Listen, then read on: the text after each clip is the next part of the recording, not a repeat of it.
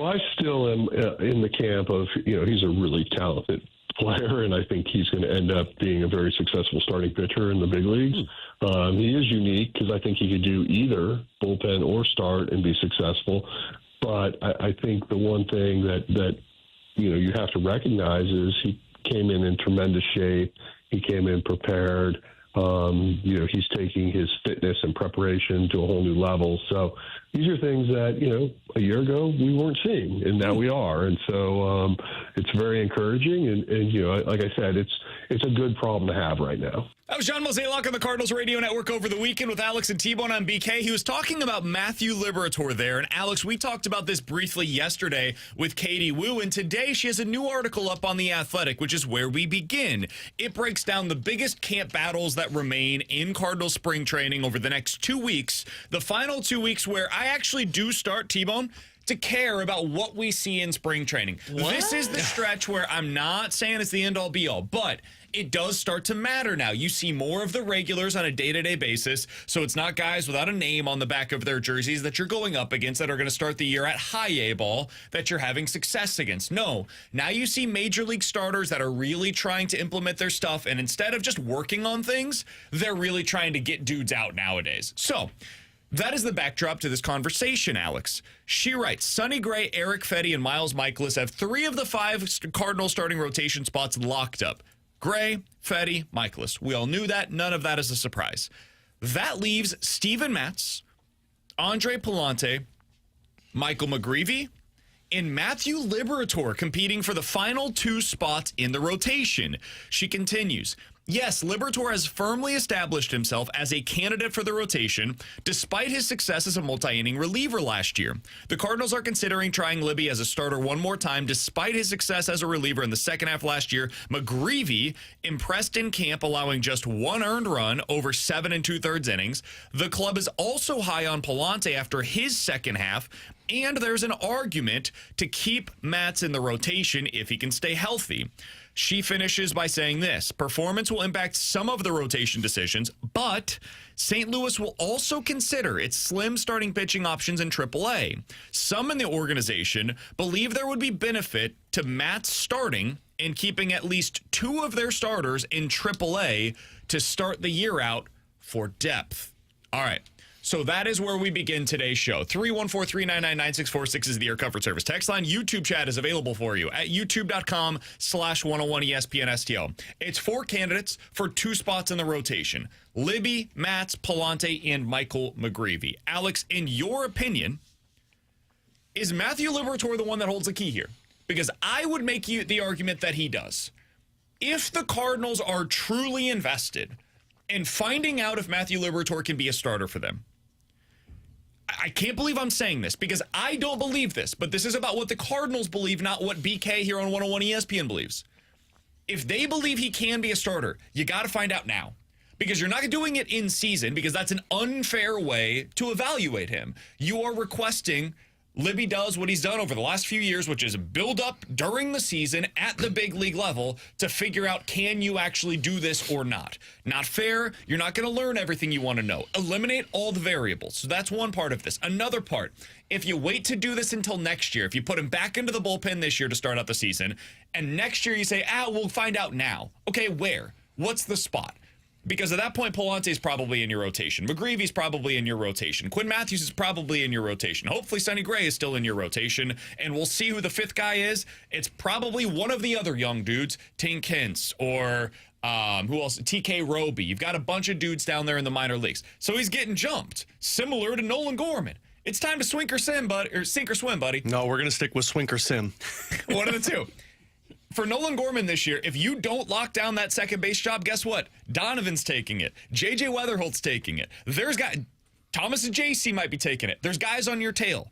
This is it. It is time right now to swink or swim for Matthew Liberatore at the big league level. It's time to find out, again, if this is something they believe can actually happen. I'm not in that camp. I think you just use him as a bullpen arm. But if they believe it, now is the time where you need to find it. And to me, he holds the key to what you're going to do in the rotation. Because if you want him in there, you put him in there and you figure things out around him. Where are you at on this, Alex? I agree with you, but the guy that holds the key to all of this to the Cardinals is Steven Matz. And to me, this last sentence tells you it all. Some in the organization believe there's a benefit in starting Matz and keeping at least 2 starters in AAA to start the year for depth. To me, I just read that Mo believes Steven Matz is a good starting pitcher, and McGreevy and Liberatore are going to start in the minors. What if it is McGreevy and Palante are starting? That would just be a terrible decision. You're going to start a guy who was good for you in the second half of the year in the minor, or who was good for you in the second half of last year in the majors. You're going to start him at AAA for a guy who has not shown you the ability to pitch at the major league level as a starting pitcher. I agree, but it's something they could do. They lack a lot of options with players in their if they want to see what Matz is, and they want to see what Matthew Liberatore is, and they want 2 guys down in the minors. Ipso facto, Palante's down in AAA. Now you're just muffing this whole thing again, then, Cardinals. Nothing like a good youth movement with your 2 young starters in AAA, baby. I mean, you laid this out perfectly. Like, to me, the perfect way for this Cardinals team to go about it is you put Steven Matz in the bullpen. It's Palante and Liberatore in your rotation, and McGreevy starts in the minor leagues. If you want Liberatore as a starter, yes, I think that would be the move. But once again, you say, who holds the key to the Cardinals? It's Steven Matz, because they're all about this. He looks great in spring training. We could keep him healthy this year. And then the first month he goes down. Now, to the Cardinals' credit, at least you'd have guys that are stretched out that could fill in compared to what the last couple of years have been like. But to me, this is just dumb if you go about it that way. Steven Matz has nothing on the future for this Cardinals team. The Cardinals' future is all about these younger pitchers. So I'm going to start the guy in the rotation that has already showed me he can do it at the major league level. That is Andre Palante, and then I've got 2 other dudes. One I believe can do it, and the other one has shown me he can do it. Now, I know you don't have 3 openings in your rotation, so one goes to the minors. McGreevy makes some sense. But if you're going to sit here and tell me that Palante should go to the minors and Matz is in your rotation and Liberatore's in your rotation, I once again am pre-mad at the Cardinals before the season begins. I respect it because I'm kind of with you. All this comes back to the Fetty decision, by the way. Yeah, exactly. They'd have more flexibility if they had traded Eric Fetty away. They need innings. I know. That's the explanation. I mean, that's the only explanation. You know what? I hope they swink. Yeah, and their other one, and they won't say this one out loud, is I think they're still trying to win. They won't say it out loud. Bingo. Now they will tease it like a good month, and maybe people start to buy tickets. Okay, so you want to win. Okay, that's what you're really saying, ownership. Look, I don't care if they want to go with the Liberatore route and starting. If they want to win, by the way, you can't do this. No, exactly. There is a serious floor for what we're talking about here, and it looks like what he did yesterday. Liberatore was not good yesterday. Oh, it's spring training. Those don't matter, BK. Come on, man. I personally believe, Liberatore is going to be a reliever. I don't think he can start. I mean, he can't get right-handers out, and I think that's what happened yesterday, if I remember correctly, in his outing against the Mets. But if you want to try it, because it is a youth movement, supposedly, I'm okay with that. But to me, I agree with Alex. The guy that controls the key to this is Steven Matz. Because no matter what, to me, you need to get 2 of the, at minimum, Andre Palante has to be in this rotation. So whether that means Liberatore starts in the pen and Matz is the number 4, okay, fine. I would prefer McGreevy be up here. But if McGreevy's down there in AAA as the 6th guy that's stretched out, I can convince myself of, okay, I guess this is a smart decision because Matz will be hurt at some point. What doesn't make sense at all is, okay, well, let's keep Matz in the rotation. We'll go with Liberatore as a starter, and then Palante and McGreevy are down at AAA. That does not make sense at all because Palante truly has nothing to prove at AAA left to do. He proved last season he belongs in the rotation and can be a cost control number 4, maybe even upside to a number 3 for you. And guess what, guys? He learned how to get right-handers out with that little sinker that runs in on him, unlike Liberatore. McGreevy, then, doesn't make sense at all. I get to an extent in AAA just because, hey, I mean, we got too many bodies here. But for me, Palante is locked into that rotation, and then the guy that controls the fate for Liberatore and McGreevy is Steven Matz and where he is. It's already 11:15. 314-399-9646 is the Air Comfort Service text line to get involved in the show. YouTube chat is youtube.com/101ESPN STL. It's 11:16. Your time check brought to you by Clarkson Jewelers, email of the an day. officially licensed Rolex jeweler. Coming up next, I do want to hear from you guys, whether it's via the text text line, YouTube chat, or also the mic drop featured on the 101 ESPN app. Alex, I know you had something else you wanted to get to on this. Let's stick with this conversation. Talk a little bit more about the Cardinals' pitching plans, and if the Cardinals were truly prioritizing above everything else winning in the first month of the season, what would that rotation look like? We'll get into that coming up next here on 101 ESPN.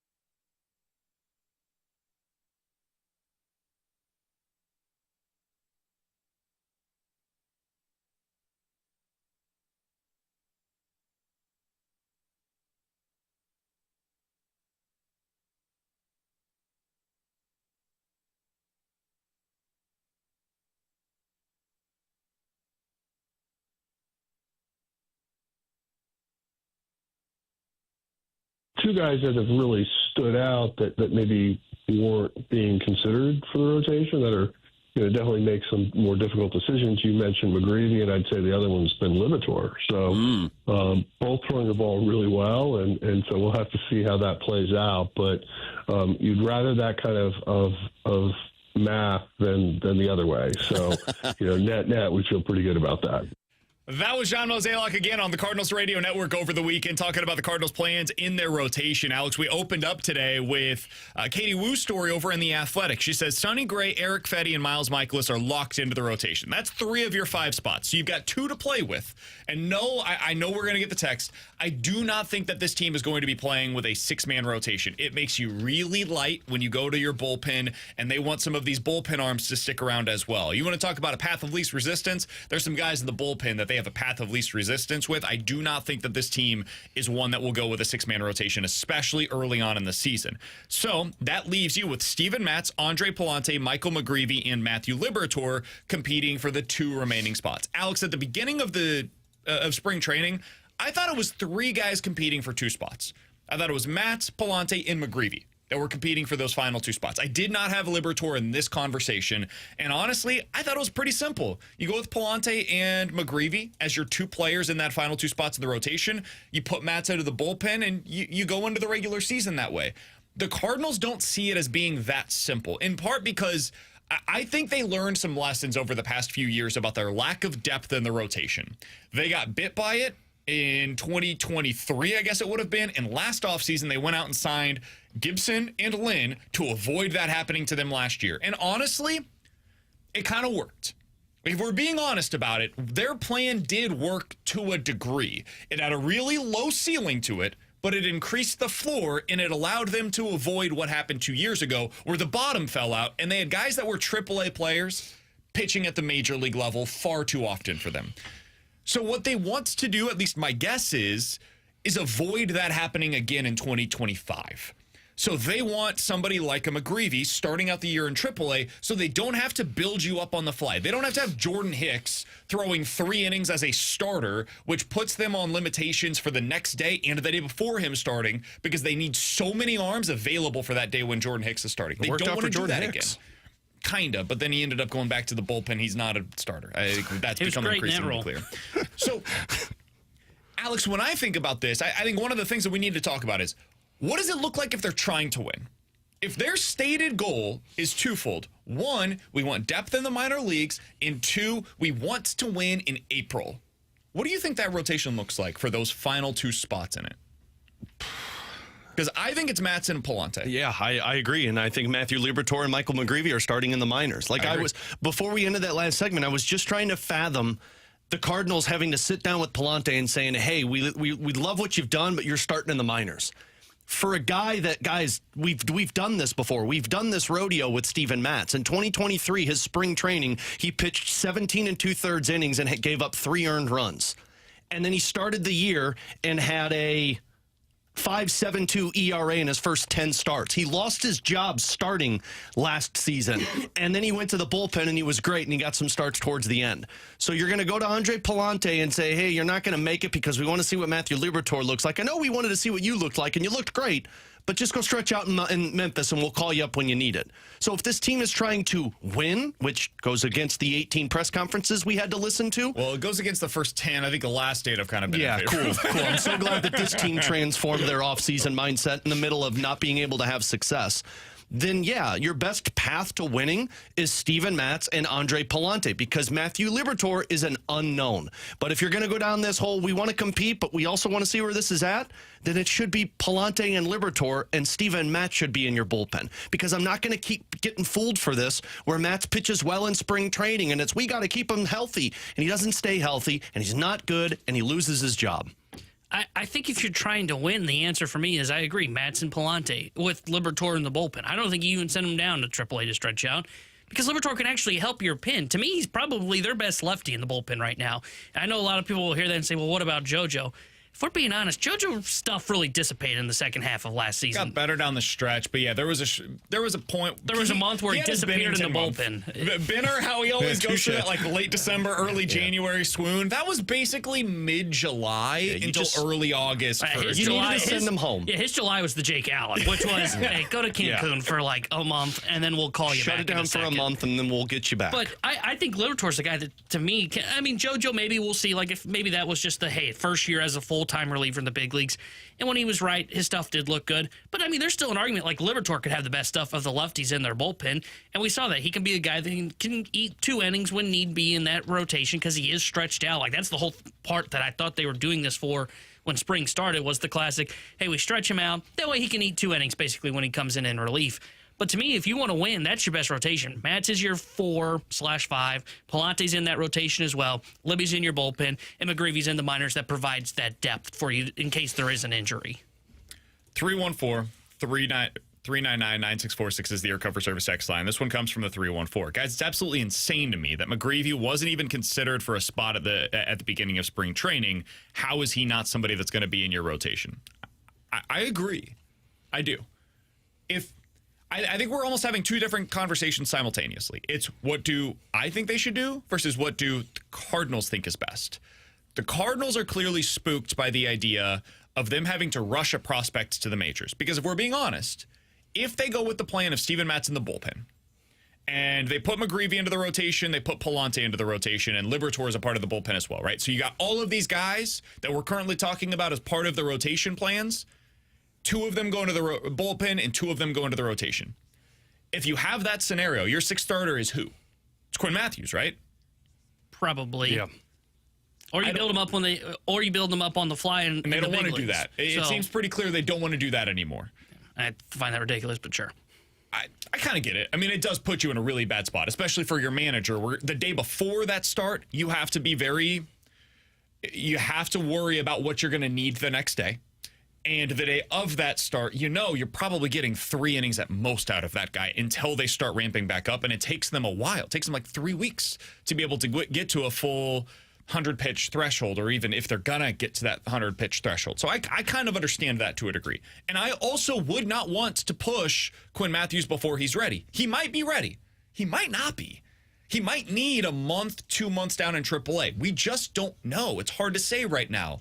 So if that is your North Star of how you're guiding yourself for this, I can understand how that gets you to a point where one of those 3 guys ends up back down in AAA. And I think the one that makes the most sense to go back down is McGreevy. Agreed. To me. So I kind of understand that. The Liberatore part of this, and it's why I said in the open, I think he's the one that dictates a lot here. If they want to see Liberatore as a starter, you kind of got to do it now. Like, this has to be the time when you do it. And that affects what you do with Palante. It affects what you do with Matz. I think you kind of need Matz in your bullpen if you're going to have Liberatore as a part of your starting rotation. So you flip those 2 roles from what they were going into the season. And honestly, I don't mind that. I'm cool with it.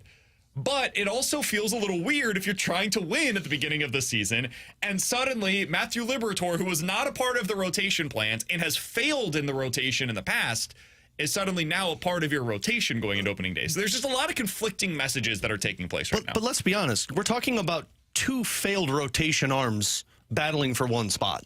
Like, they're different levels of failure. Like, Steven Matz has pitched fine, but he's never been healthy enough for you. And frankly, they need to put him in the bullpen at some point before he's an effective starting pitcher. And Matthew Liberatore has gotten small spurts of starts in the rotation, but more so than not, it's been because he hasn't trusted his stuff. And as John Mozeliak kind of told us on Sunday, needed a little bit of confidence in the offseason. So, like, we're talking about 2 failed options in the rotation, and I'm just trying to figure out what's the perks of one or the other. And the only perk that I can look at is Matthew Liberatore's young, and there's still something to look at for the future. What's the upside for Matz? He's good, so you can trade him at some point? Correct. Put him in the bullpen and let him be great so you can trade him. I agree. And if you're trying to win, like, Matz has the best upside of these 4 guys that we're talking about, in my opinion. Potentially. But I haven't seen it. We have seen it. That's not true. He gets hurt. Okay, we've seen it for like 5 starts. I haven't seen it for a full season to where I've said, there it is. But it's because Not of here. injuries. The reason they signed him, though, 4 years ago. I'm totally with you. Guys are still getting paid on what they did 4 years ago in free agency. Look at Montas, for example. Well, we talked about Frankie Montas yesterday, and that dude just got $17 million on a multi-year contract because of what he did 4 years ago. Steven Matz, when the Cardinals signed him, he was a guy that had a 3.80 ERA in 150 innings for the Toronto Blue Jays the year prior. Now, since then, he hasn't been that same dude. And I'm not trying to convince anybody, I promise you, in the listening audience right now, that you should expect him to become that suddenly once again. I'm not telling you that at all. But the Cardinals, if you're talking about upside, Alex, the Cardinals, I think it is fair for them to say what T-Bone's mentioning right now, which is that Steven Matz does have real upside in his potential range of outcomes for this upcoming season. I would say, though, that Liberatore has some of that as well. I don't think Liberatore and Matz are all that dissimilar, honestly. And if you're telling me I've got similar upsides to these 2 players, and the downside to both of them is pretty damn low, Matz not being available, and Libby just a month in, you say, this is not working, we're going to have to go to the next option, I would just side, given where the Cardinals are at in their organizational life cycle right now, I would side with Liberatore. I kind of understand why they want to do this. I don't blame them for it. Now, I need to see more, certainly compared to what we saw yesterday. That was not good at all. That's not going to help his case to be a part of the rotation. Poor timing. At least this goes along with their stated goal of trying to go with the young players and finding out what they have internally. If that's the goal for the upcoming season, finding out what Matthew Liberatore is as a starter is something you should be looking for right now. I think it will fail. I would bet on that. I would personally be on the side of this is not going to work. And you've seen he has so many issues with the right-handed batters that his long-term play for you as an organization is as a reliever. And there's nothing wrong with that. Matthew Liberatore being Andrew Miller-esque, like 70% Andrew Miller, that's a good outcome for you. It's not what you were hoping for, but it's a solid outcome for you as an organization. You know what's better than that? A number 3 starter that throws 96 from the left side with a nice breaking ball as well. And if he can become that guy for you, and you opted for him to be a 7th inning reliever instead, you have failed. You messed up. You did what you did with, whether you want to say Jordan Hicks or Ryan Helsley, you slotted him to the bullpen and you never tried it again as a starter. So I do understand why they would consider doing that this year. I think now is the time to do it if you're going to do it. And I agree with that because, like, when we've talked about, like, but this is where it goes to where, like, if I'm saying this, then it also means Palante has to be in the rotation is McGreevy, you've got control for another 6 years, right? Like, so McGreevy, it makes sense to be down in the minors. Matt's going to be off the roster in a year, if not the deadline. Libby starts arbitration next year. Next year's the first year of arbitration for Matthew Liberatore, and that's when the guys start to get paid. So right now is the year that you do it because then you can find out, okay, how are we going to proceed? Once he hits ARB is when these guys start to make decent money and start to really come up a little bit, like Palante. Palante's already hit arbitration. Cardinals, I think, no. Palante's going to finish out the ARB process as a starter would be my guess.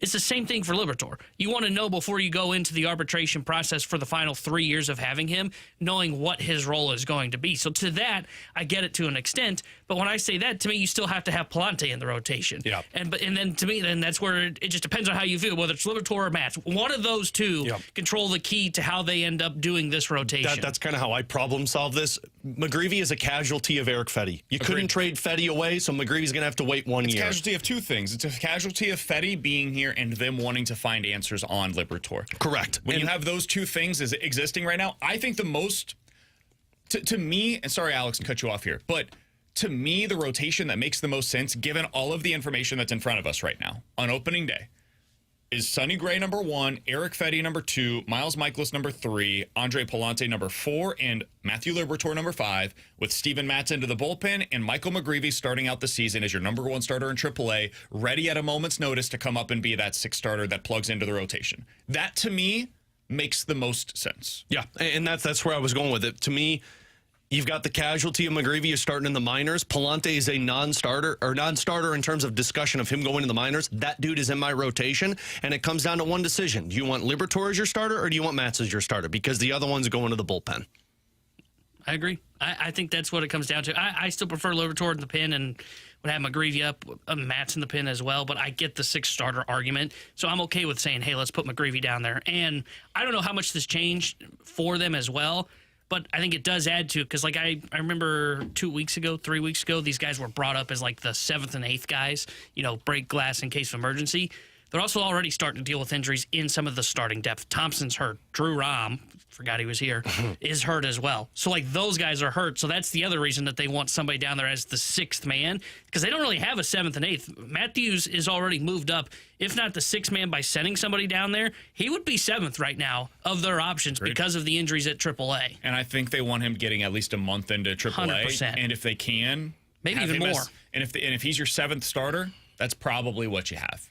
Your hope, at least, knock on wood, is that he would have at least a month down there because if you need to call somebody up, McGreevy's that guy, and then you could allow for a little bit more time for you to find out what Quinn Matthews is and how ready he is for the major league level. All right, with Alex and T-Bone on BK, 314-399-9646 is the Air Comfort Service text line. We've got questions and answers in about 15 minutes, but coming up next, Zack Bolduc has made the jump that we were all waiting for. How does this impact the way that the Blues see their core moving forward? We'll talk about it next here on 101 ESPN.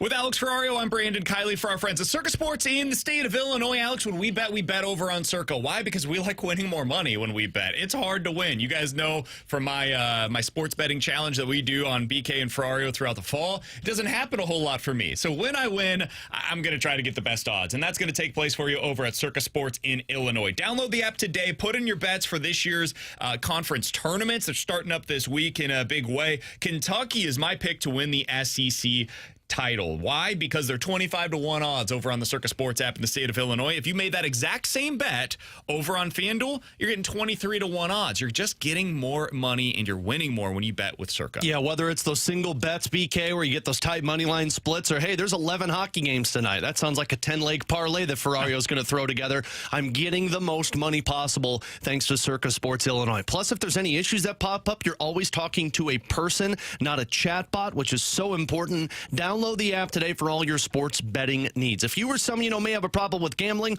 call 1-800-GAMBLER or text ILGAMB to 833-234.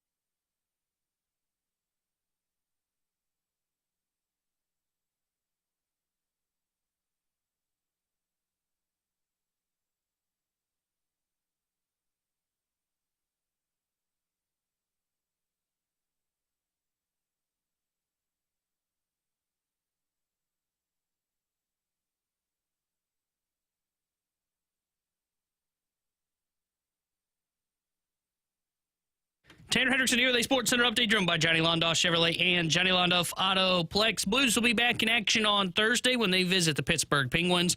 We'll have pregame coverage starting at 5 o'clock with Alex Ferrario and puck drop at 6 o'clock with the voice of the Blues, Chris Kerber. Cardinals will be back in spring training action today. 12:05 first pitch as Eric Fetty will be on the mound for St. Louis as they take on the Miami Marlins. The Sports Center update is driven by Johnny Londoff Chevrolet and Johnny Londoff Autoplex. See them at Londoff.com. Chevy, together we drive. Are you kidding me?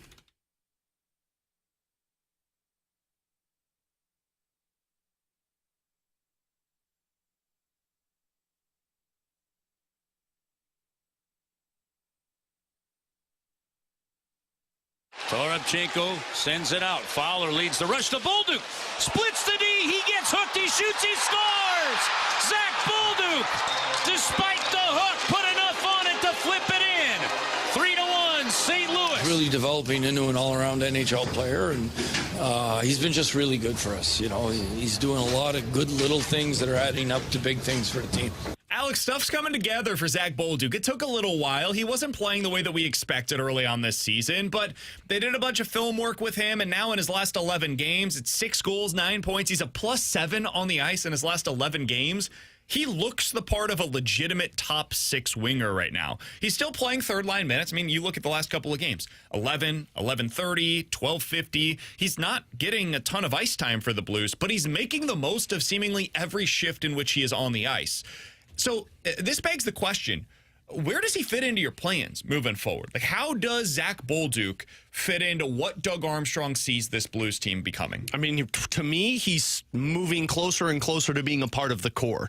I can't sit here and firmly say that he has become an untouchable like I think Dylan Holloway is, because you've just got a lot of Zack Bolducs. And I don't know, that sounds odd to say, but when you think of the wingers that the Blues have right now, you've got Kyrou and Buchnevich on top of Neighbors and Holloway, then a Bolduc, and then you're going to add in a Snuggerud on top of having a Dvorsky who's going to be a centerman, but that's going to push somebody to the wing.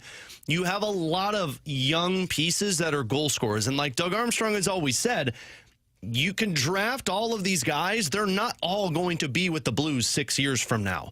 But Bolduc is inching closer and closer to kind of what Dylan Holloway has done, to where it's not about the offense. It's about how he plays everywhere else on the ice. Like when we when we think of Dylan Holloway, of course, you go to the fact that, like, the guy could be a 30-goal scorer this season. But you also go to the fact that he never gives up on pucks. He's always physical. He's got a speed element to his game. And I think Jim Montgomery has even said, like, he never turns off. I'm starting to feel that way about Zack Bolduc. And I think we had him on, it was either Friday or Saturday after the game.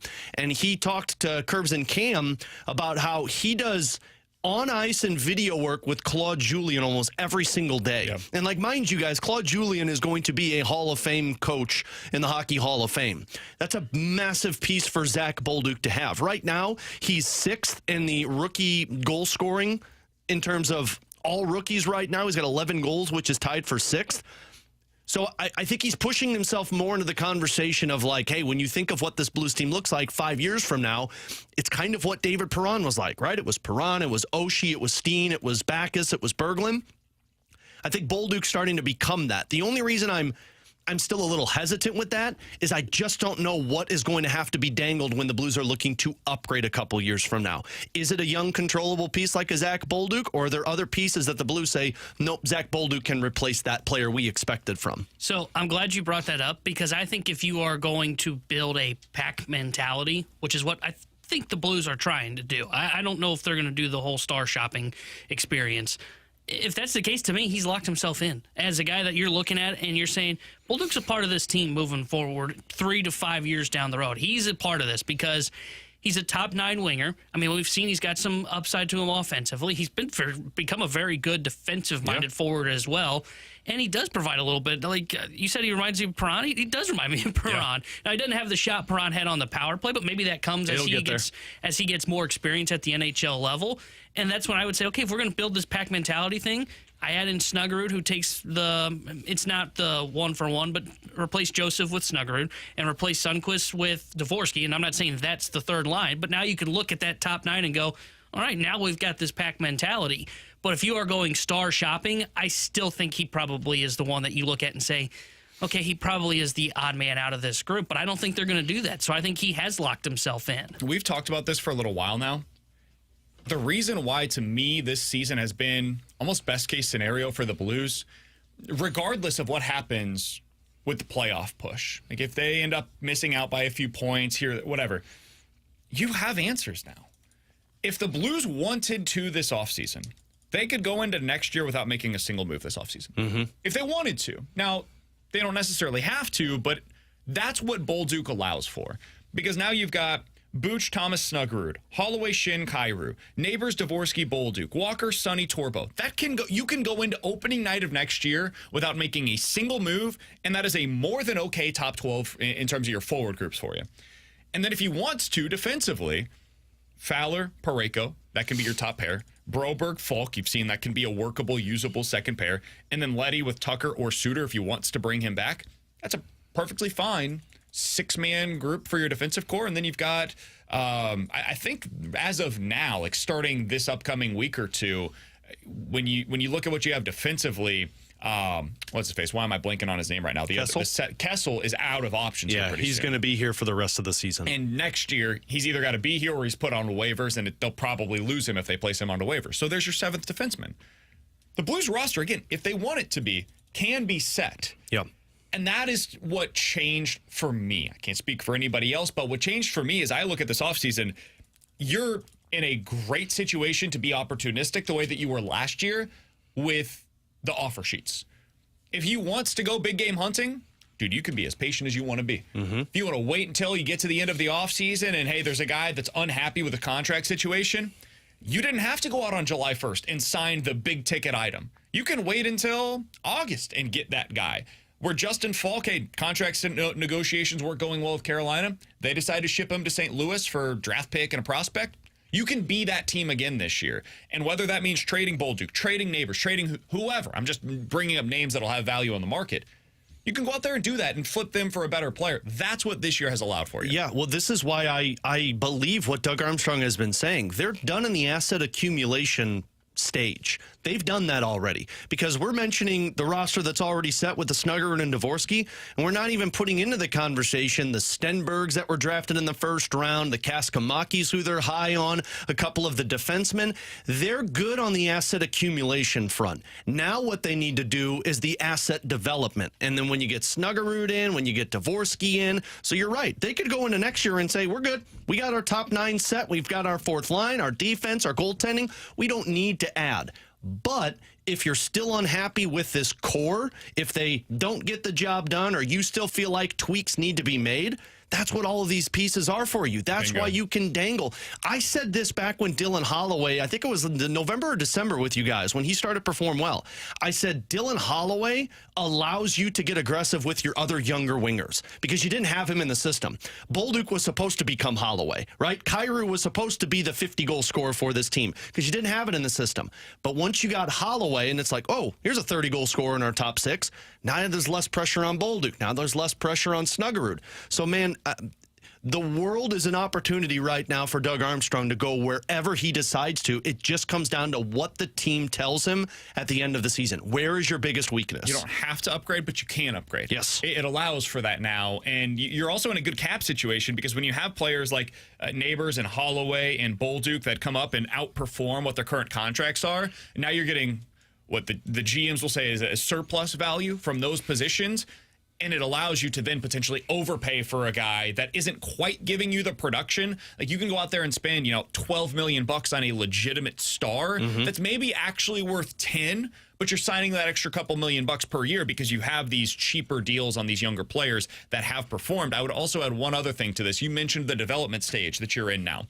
Well, what else this year provides for you if you're a fan is proof of concept. You can now look at it and say the coaching staff that is in place, I've seen them develop Zack Bolduc. I've seen them develop Dylan Holloway. I've watched what this looks like with Broberg. So if they go out there and decide not to add, unlike the Cardinals, who have struggled to develop players at the big league level, you can look at the Blues and say, I know what that looks like with this coaching staff in place, and I feel confident that Jimmy Snuggerud will develop into whatever the best version of Jimmy Snuggerud is. And that might not be a 20-goal scorer. I have no idea what he's going to be at the NHL level right now. But I believe that this staff will be able to get it out of him. Dvorsky, I believe they'll be able to get the most out of that player.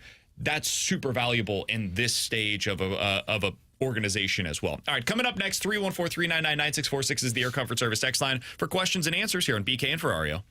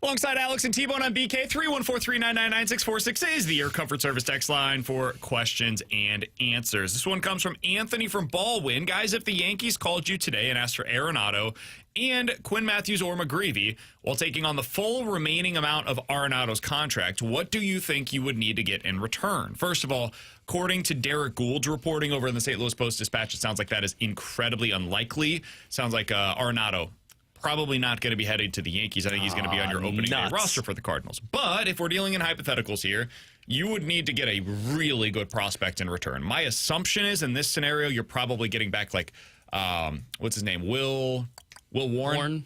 That's probably what you're aiming for. And I think he's like, who's the one they traded to San Diego? Michael King. If I'm giving up Quinn Matthews, I better be getting back in return a legit pitcher prospect. Yeah, that's Will Warren. Yeah. And he's ready to go at the major league level. Yeah. Yeah, I think it's probably him. He's probably the number one guy you're targeting.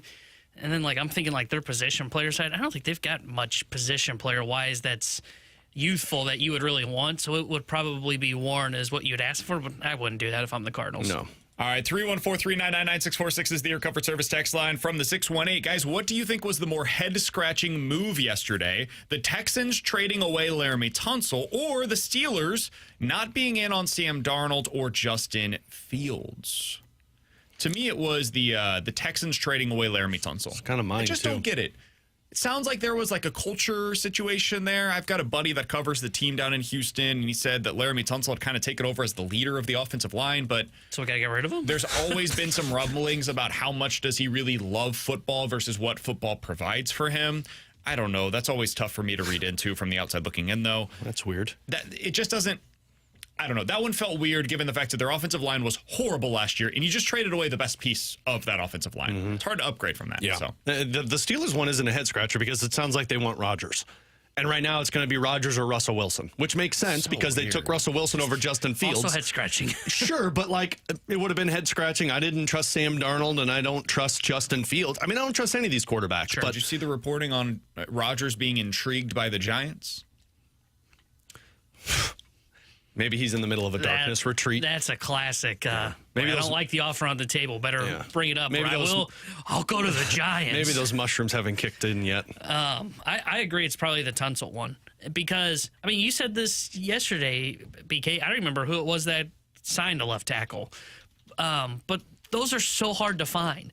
Is a left tackle that's going to protect the blind side of your young quarterback in C.J. Stroud, who came off of a bad year in front of a bad offensive line. And for how much you want to, and you mentioned the rumblings around Tunsil of, hey, we don't know how much this guy likes football.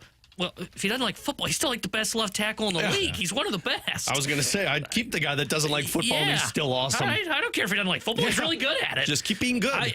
That one was puzzling to me. Pittsburgh, they're just an ish show. Whatever. That one's not surprising. On the Justin Fields front, I like the signing for the Jets. Makes all the sense in the world. I do too. It's just perfect kind of rebound opportunity. Yeah, and you try and get some chemistry that he and Garrett Wilson had back in college. It makes a lot of sense. It's probably not going to work, and that's fine. So what? He's a capable starter. You have a clear identity of what you're going to be offensively next year. You're going to just be a run-first team. You've got a good running quarterback. You've got a great running back and a really good backup running back as well. He's going to try to get it to Garrett Wilson in space, and let's see what happens from there. It could be worse. You could have Daniel Jones and Anthony Richardson. Dude, what are we doing, man? That's a team that you like to pick and match. The Steelers should just trade for Anthony Richardson. That should be the plan. No, man, they got Aaron Rodgers. I think that's probably going to fail. At least if it fails spectacularly, and you're terrible. And if you're the Steelers, that allows you the opportunity to draft in the top 5 to 10 next year, which is something you never do because right now you are always going after these stopgaps that are just good enough to get you to pick 18th, which means that you're away from all of the quarterbacks. To your point, though, if I'm the Steelers, I want a YOLO quarterback with DK Metcalf and George Pickens. I just need a dude who lobs it up and then we'll see what happens. And if it fails, it fails. Cool. Now we're going to draft top 5. We'll get the long-term answer at the position. Right. It's also possible still that this is a good lesson for Anthony Richardson to learn, and he ends up being, Justin Fields plus, because he's got the legs of Justin Fields. He's got the size of Cam Newton and athleticism of Cam Newton, honestly, and he's got the arm of Josh Allen. He's never going to be Josh Allen. I think that's off the table at this point, given what we've seen from him development-wise, but why not try it? If you could get him for a third-round pick, I would much rather have that than Aaron Rodgers or Russell Wilson if I'm the Steelers. Yeah, I agree. And the Colts are clearly out on him. They just gave $12 million to a guy that stinks. Hey, it's a QB competition, all right? Yeah, that's right.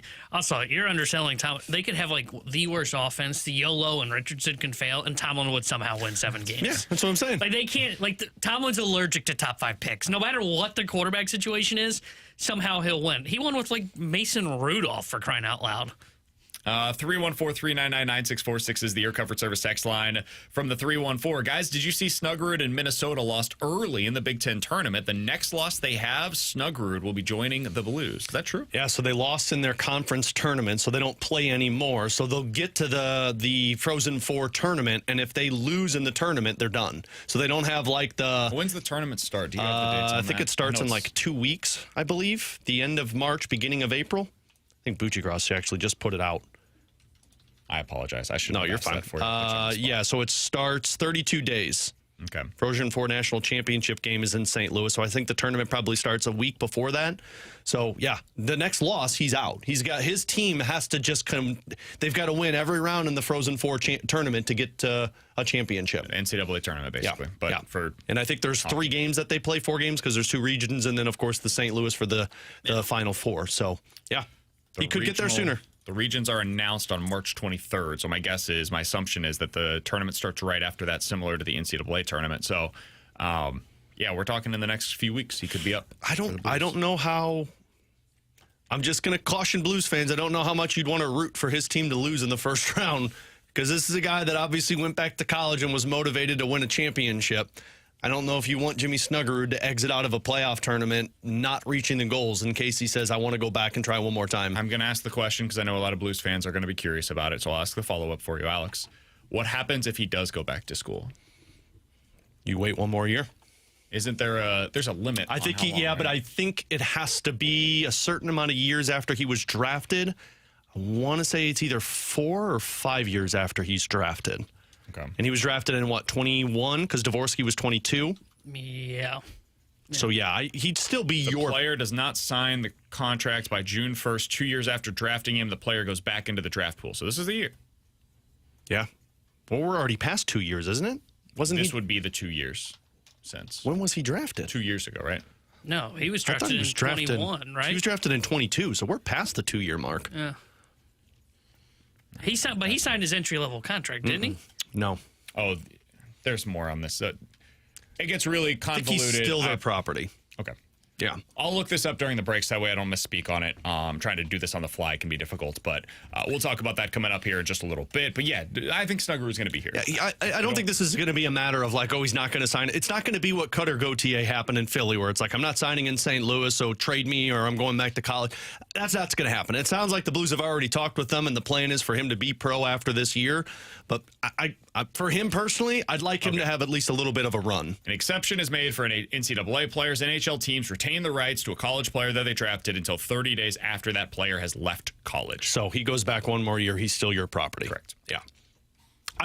I just want Snuggerud to have the run so that he feels like his goals were accomplished in college, and then you can sign. But at least the last time we heard from Doug Armstrong, it sure sounded like the conversations with him went well in terms of, this is the last year, I'll be joining the Blues at the end of this season. He's Alex's T-Bone on BK. In 15 minutes, we'll dive into some NFL quick hitters with the news from today in the NFL and some of the moves that were made last night, including that Laramie Tunsil deal by the Texans. We talked about that from Houston's perspective. What about Washington, which is just building a pretty interesting team at this point? We'll get into that coming up in 15 minutes. Coming up next, we continue our countdown of the 20 most important Cardinals for the 2025 season. At number 14 on our list is a guy that we expected to have a much bigger role coming into the season than where we're at today. We'll talk about that next year on 101 ESPN.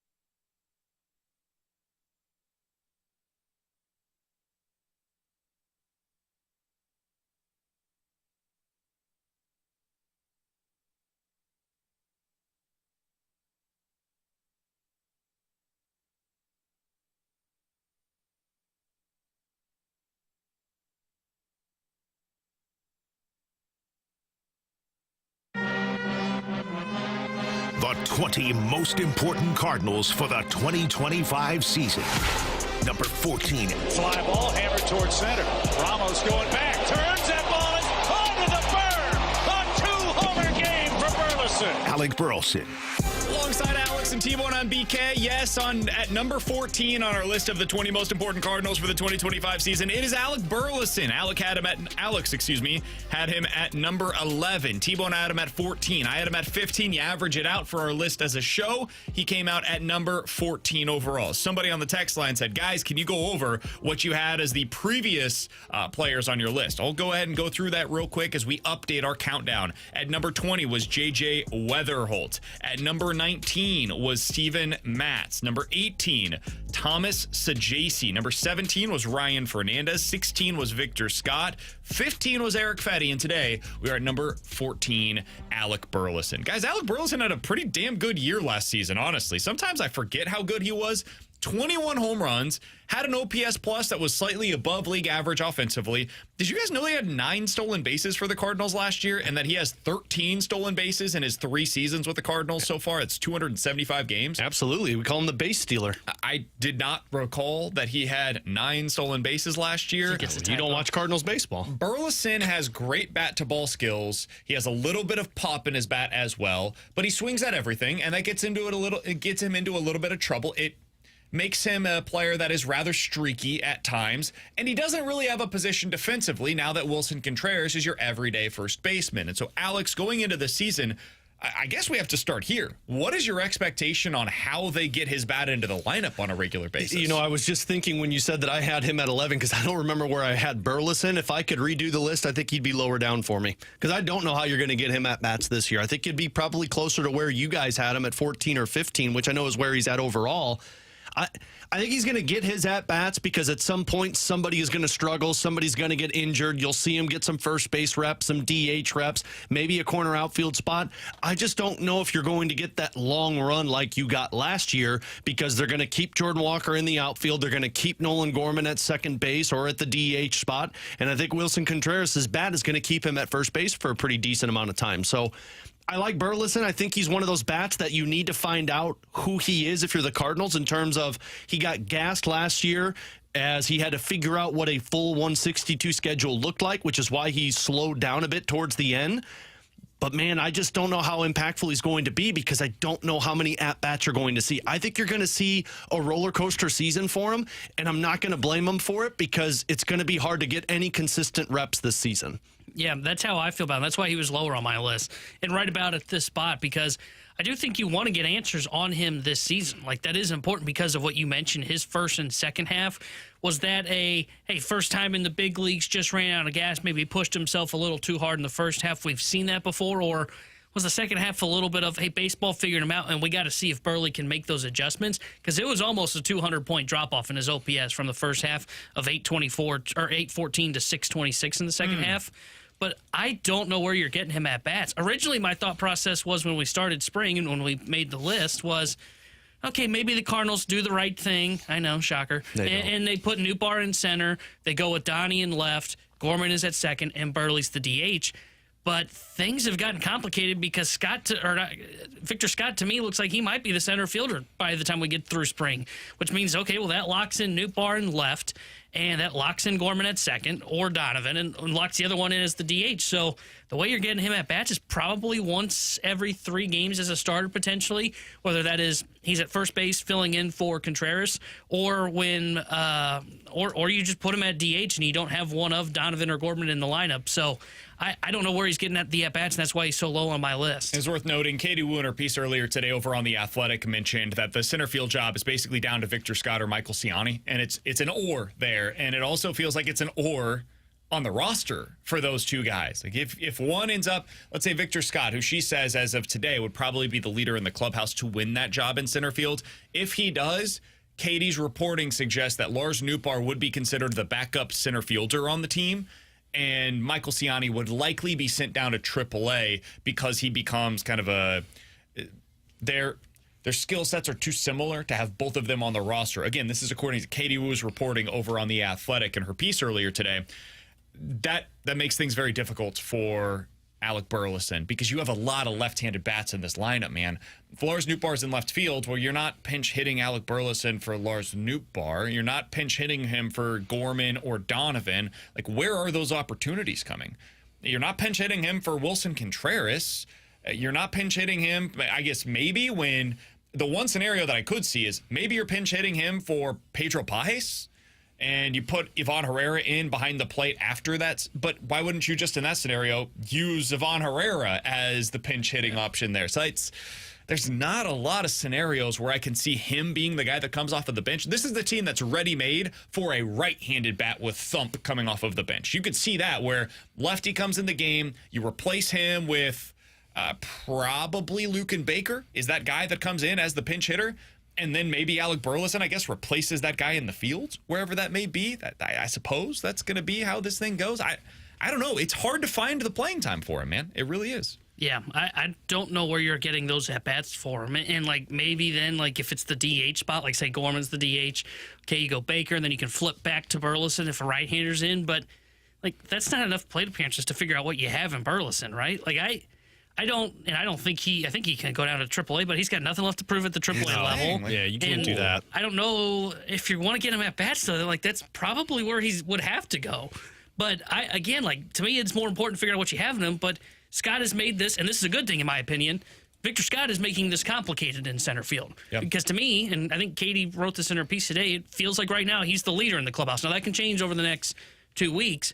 But Scott's here, man. I just don't know where you're getting plate appearances. And to what your point was, man, it is tough for guys when they're on the bench, have to sit for a while, get at bats. And I don't think his future as a big leaguer is what Lucan Baker's is. Lucan Baker is always destined to be a pinch-hitted guy. Hey, you're going to have to learn to do this or you're not going to be in the big leagues. That's not the case for Burley. His bat can play as a starter somewhere in baseball. I don't think this is a bold statement, but I apologize if it is. I think you're going to see about 4 guys this season playing to find out who's not going to get traded this offseason. Meaning you've got, and I guess I would put a mix between Nootbaar, Burleson, Gorman, and I guess I could put Jordan Walker into this. I think you're going to see a group of 4 or 5 guys competing to be a part of this team's core still, and the odd man out probably is going to get dealt this offseason. To me, it's Gorman or Nootbaar. Those are the guys. I think I would put Burleson in this conversation too, because I don't know how you're going to find anything out. Yeah. Until an injury happens, if and when an injury happens, he's not going to get the opportunity. Yeah.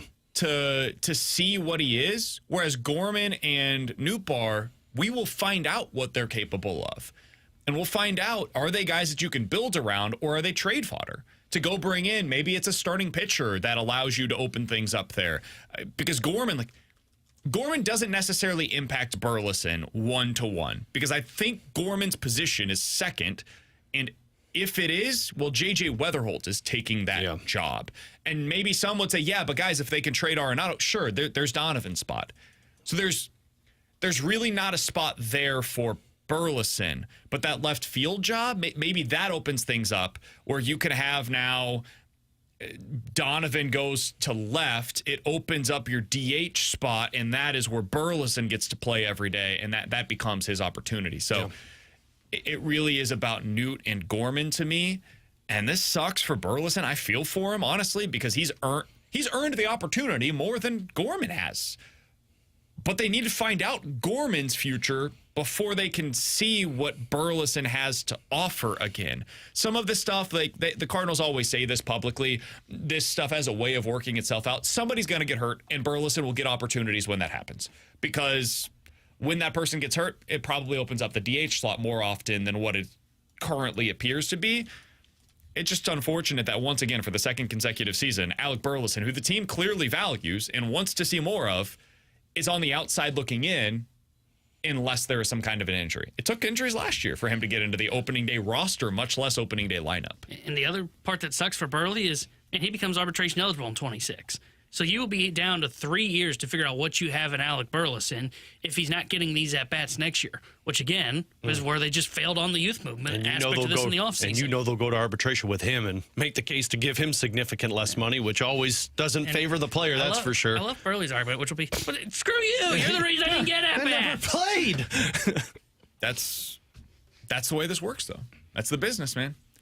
I feel for him, really, but he has what's the option? The option is I go down to AAA and play in Memphis again and get my at-bats that way? Well, that's not helping you because now it takes even longer for you to be able to get to that service time, which allows you to get to arbitration. Yeah. And if I'm Burleson, I'm not going to the minors. I'm not riding buses when I could be riding private jets as a bench bat. And so your choice effectively is, do you want to be a bench bat or do you want to go to AAA if you're Alec Burleson? And the answer there is I would rather be a bench bat and wait for my opportunity whenever a guy gets hurt, and then I'll take advantage of it once again and make things tough on the Cardinals.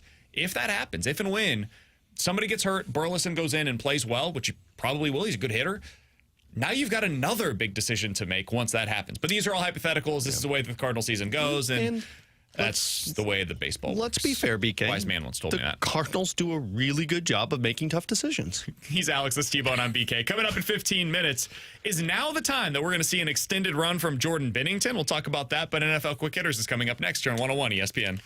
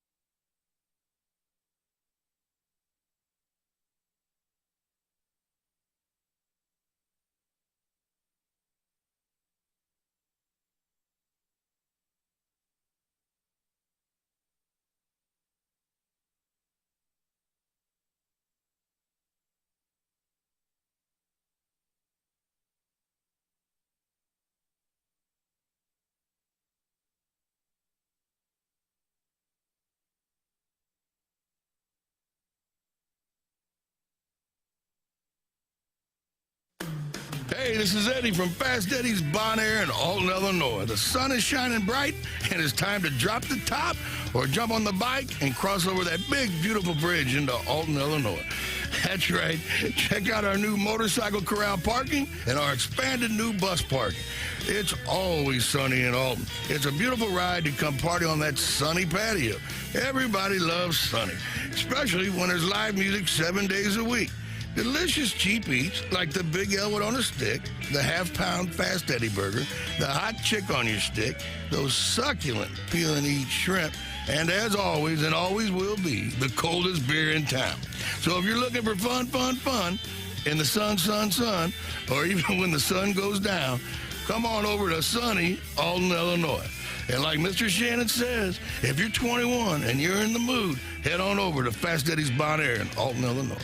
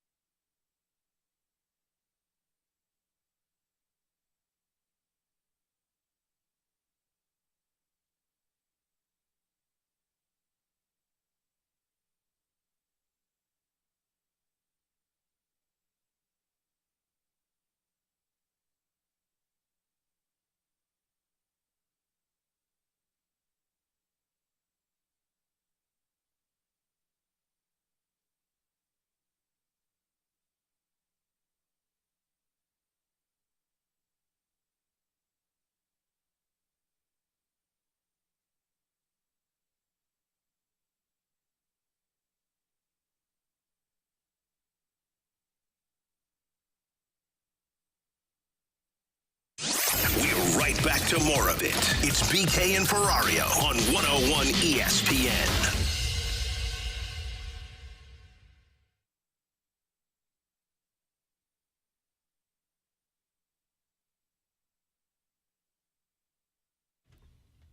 All right, let's dive into some NFL quick hitters with Alex and T-Bone. I'm BK. Alex, let's start out with this. There was a big trade yesterday in the NFL. Laramie Tunsil, left tackle for the Houston Texans, former, what was he, like the top 10 pick? Yeah. Fell in that draft because of the gas mask. Oh, man, what a picture that was. One of my favorite draft moments of all time. Oh, man, that was great. Apparently, it was like his father-in-law or something. Didn't he deny it, too? And he was like, no, I didn't do any of that. And yeah, kind of hard to deny that. It's like, hey, man, AI at the time wasn't really around. We're not just like creating these things out of thin air. Nowadays, you'd have to at least wonder, like, is this real? Yeah. But yeah, it wasn't the case at the time. 13th pick in 2016. And now it's legal in like half the states. So anyways, don't get political, man. he did not have a very good season last year, but he's a very talented left tackle. And the Texans are a team that desperately needs to improve their offensive line, so it doesn't really make a ton of sense to me for their perspective. However, we talked about that earlier today. If you want our full thoughts on the Texan side of thing, go ahead and check that out on the podcast page, 101ESPN.com or the free 101 ESPN app. Let's talk about it from Washington's perspective, who traded the 2nd, 3rd, and 4th round pick for Laramie Tunsil. Alex, they have been very aggressive. They got Laramie Tunsil. They got Deebo Samuel this offseason as well. They got 2 defensive linemen, didn't they? What do you think of what Washington has done this offseason? Where do they stack for you right now among the contenders in the NFC? They're probably number 1, number 2. They're definitely top 3. I mean, they've had the best offseason that I've been able to keep track of so far, and I love it. They saw they had a rookie quarterback who was really good, and they said, all right, time to load up. And they went out there. They got another weapon for him. They add more defensive help, which was kind of their downfall towards the end of the season and in the playoffs. And then you get protection for him. So, man, I love the aggressiveness by teams when they see that they actually have a future with a quarterback and they say, all right, now's the time that we need to pounce. And I mean, the Eagles, although the Eagles still have some of the top players no matter what, they have been shipping out a lot of guys, specifically on the defensive side. So the Commanders might be like a number 1, number 2 team by the end of this dust settling in free agency. I love what they're doing because it's the perfect time to push when you've got their quarterback on the rookie deal. Trading for Deebo, probably a bit of an overpay, especially at his salary. Preferably, if you were a team that wanted Deebo and he didn't have a rookie quarterback, you're going to wait out and see if he goes to the free agent market. Kind of like what teams are doing apparently with Cooper Kupp for when he gets cut. If you're the Washington Commanders, why even wait for that? Just, okay, yeah, his salary sucks, but, you know, we'll deal with it. Yeah, we'll deal with it. We got the cap space. We'll bet on a bounce back. Let's make that trade. Oh, you don't like having Tunsil? All right, yeah, head it down here. Well, why not? We'll take it. Even in the down here, still decent left tackle for the Texans. I love what they're doing. It's a perfect time to push when you've got that rookie quarterback on this contract, and it may end up not working out, but I love what they're doing. I love the idea of you got the rookie quarterback contract. Now is when you need to go all in. Here are Eagles defenders that have signed elsewhere so far during the offseason. Josh Sweat, defensive end. Milton Williams, defensive tackle. Isaiah Rodgers, defensive back. Darius Slade, defensive back. James Bradbury, defensive back. And C.J. Gardner-Johnson, defensive back. Yeah. The reason I mention that is because when I say Washington might be the best team in the NFC right now, it has to do with that. It's hard to sustain that success, man. It is incredibly difficult. And I know when you watched that game between the Eagles and the Chiefs, it was hard not to say, dude, this team is in for a 5-year run here. Well, on the Philadelphia side of things, obviously not the Chiefs. But then you see this offseason, and it's hard to keep everybody together. They're trying like hell to do it, but it becomes difficult, and that defense was a big part of their success, especially in the postseason. The Commanders, I believe, will be right there with the Eagles this year. They're the biggest competition to Philadelphia. I think the Commanders and I think the Lions. We talked yesterday about how the Lions added DJ Reed from the Jets, upgraded their defense, and they're bringing back the whole cast. I think those are your top 2 teams currently standing in the NFC. All right, continuing along with some NFL quick hitters. Did want to talk a little bit about a move that kind of went under the radar yesterday. Did you guys see the Chargers have signed Najee Harris, running back previously with the Pittsburgh Steelers? Now, Pittsburgh tendered Jalen Warren, his backup, a 2nd-round tender. So he's going to get paid at a pretty good rate. Nobody's going to sign him. If you're a fantasy player, keep that in the back of your mind. Jalen Warren, probably somebody you're going to be interested in this year in the fantasy draft. Najee Harris going to L.A., Speaking of fantasy value, J.K. Dobbins was great last year when he was healthy, and then they had to go with Gus Edwards and a bunch of other poo-poo platter options. Hey. Najee's going to be their guy this season unless they get somebody in the draft that takes over for him. Got like $6.5 million. What do you think of this move, Alex? He feels very Jim Harbaugh. Oh, my God, yeah. He screams Chargers for how much. I mean, he was a workhorse for Pittsburgh and for how much L.A. loves to run the football. Yeah, I mean, do they still have Dobbins, or is No, he's a free agent. He's a free agent. Okay, I was going to say, because that's a really good insurance piece, too, to have a Dobbins as a backup in that front. But, yeah, I mean, I love this. I mean, Najee Harris, regardless of how you view him, he stays healthy and he stays consistent. And if you're the Chargers, that's what you need. You know you love to run the football. You've got the weapons on the offensive side, specifically with McConkey. You bring in Najee Harris and just tell him you get to be our workhorse, big boy. Yeah, I love the move by the Chargers. Comes in, I mean, you know you're going to be able to run the football well, go out and get a younger piece, Najee Harris, who, though at times I have felt has been overrated, and you look at him, he's 4 straight years over 1,000 yards rushing. It like goes quietly under the radar. He's not explosive. That's exactly. And that's why he makes all the sense in the world for this Chargers team is, hey, we just got a guy that we're going to get 1,000 yards out of.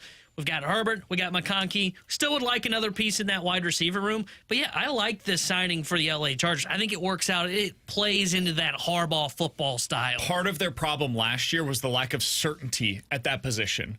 They had J.K. Dobbins, who provided the upside, but then he gets hurt. It's the Lars Nootbaar conundrum here in St. Louis. When he's there, he's good. He just isn't there very often. Yeah. True. So what you need sometimes is a guy that you can count on, like what Najee Harris has done, where he runs for, over the last 3 seasons, 1,034 yards, 1,035 yards, and 1,043 yards. You know exactly what you're getting. He's going to give you 4 yards of pop. It's not going to be a ton of explosiveness. He's fine in the passing game, and you don't really need much from him in that regard in that offense. Just give me 4 yards every time you touch the ball. Limit the plays that are blown up behind the line of scrimmage. We're feeling pretty good about a running game. That's Jim Harbaugh. That's what he wants offensively, and Najee Harris is going to provide that for him. I really like the signing for them, and I think he's going to score a bunch of touchdowns. So if you're doing a fantasy draft here in the next, 3 months or whatever, he's a guy that I would be trying to target. Don't listen to T-Bone, BK's advice on fantasy. Listen to T-Bone and Alex. I did tell you to go with Anthony Richardson last year. That did not work out so well. Yeah, But I also mentioned Jaden Daniels. That did work out very well for you. All right, last thing here. Whatever, I had Richardson. Biggest winners and losers when it comes to the quarterback carousel so far. The Raiders now have Geno Smith. The Seahawks had Geno Smith. They replaced him with Sam Darnold on a $35 million per year contract. And got rid of DK Metcalf. That's smart. The Jets signed Justin Fields. The Steelers have signed nobody. The Vikings had Sam Darnold. Now it appears they are going with J.J. McCarthy, but hold on a second. Mike Silver, who does reporting for The Athletic, said the guy in the room that has the biggest voice when it comes to quarterback decisions in Minnesota is Kevin O'Connell, and he said, quote, there will be some very interesting conversations across the building over the next couple of days, end quote. So we'll see what happens there. What could Quarterbacks that are still available include Aaron Rodgers, Russell Wilson, maybe Kirk Cousins, maybe Joe Milton. The Patriots just signed a backup quarterback yesterday in Josh Dobbs. There's some rumors that Joe Milton, the former Tennessee quarterback that can throw it 100 yards, he may be available via trade. What do you guys think the Steelers, Giants, and maybe the Browns decide to do at that position among those quarterbacks that remain? I think Steelers are going to be Aaron Rodgers. And then when that happens, Russell Wilson, probably a Giant. And then from there, I have no freaking clue. Kirk Cousins is the one for me. Like, if it happens, where the heck does he go?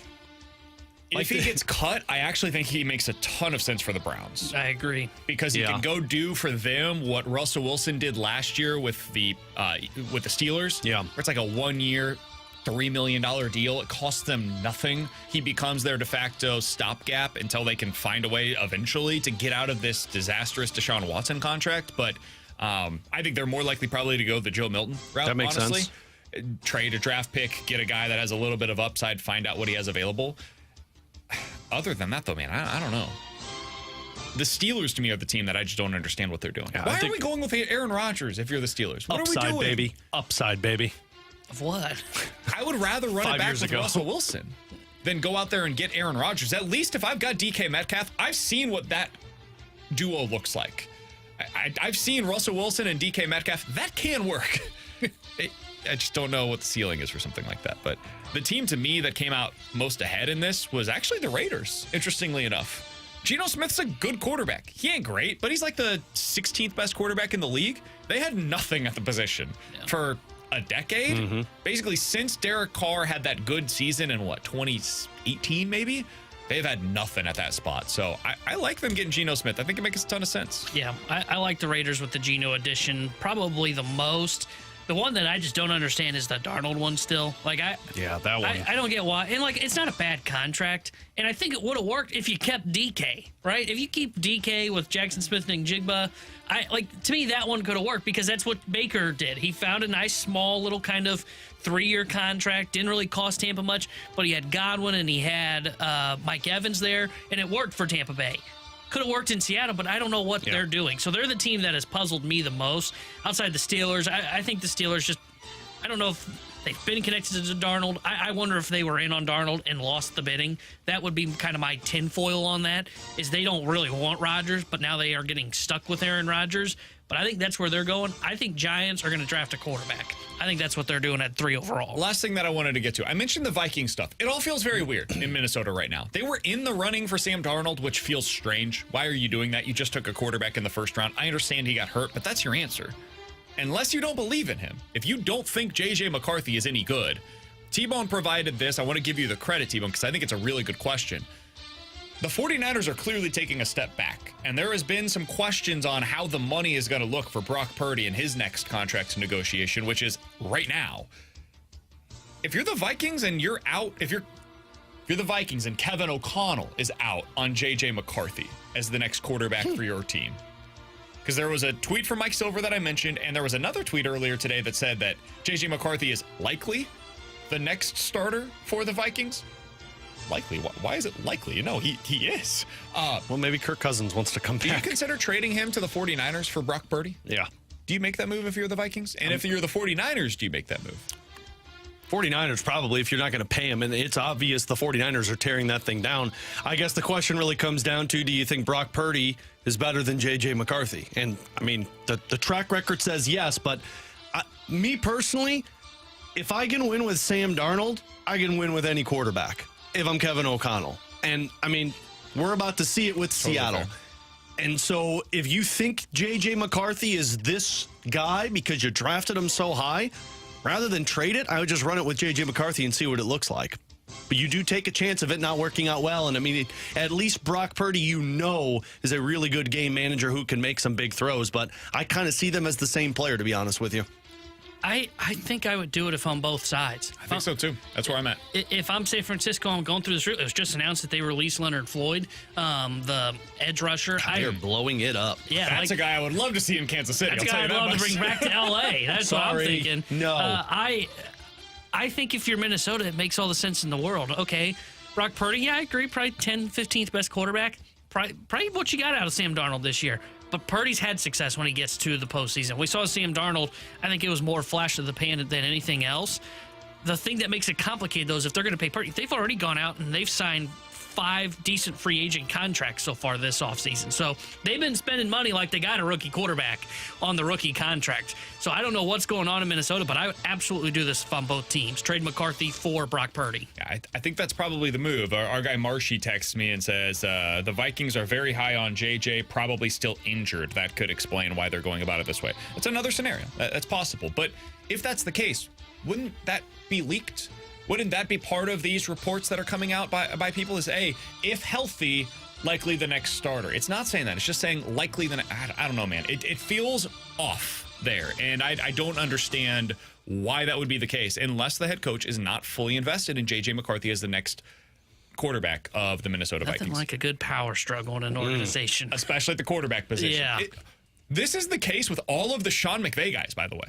It always happens with the McVay guys. It happened with Kyle Shanahan out in San Francisco. I'm just jealous because McVay actually won his power struggle. It's happened like 5 times with McVay in L.A. It's happening now in Minnesota. Happened previously in Minnesota when they did this with Kirk Cousins already. So it's really interesting. Those guys seem to have very specific demands at the position, and they get bored with their quarterbacks. It's an interesting spot. All right, with Alex and T-Bone on BK. Coming up next, is now the time that we see an extended run from Jordan Binnington. We'll talk about that here on BK and Ferrario.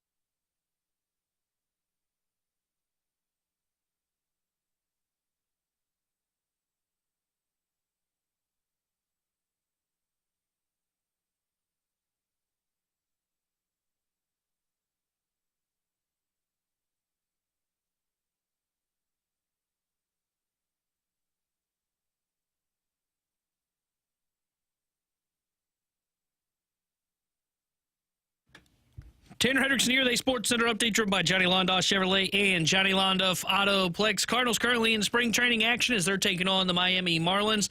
They trail 3-0 in the home half of the third as Eric Fetty has given up 2 home runs so far today in his outing. And the Blues are off till Thursday when they'll be back in action when they visit the Pittsburgh Penguins. Well, pregame coverage starting at 5 o'clock with Alex Ferrario, then puck drop at 6 o'clock with the voice of the Blues, Chris Kerber. The Sports Center update is driven by Johnny Londoff Chevrolet and Johnny Londoff Autoplex. See them at Londoff.com. Chevy, together we drive. Are you kidding me?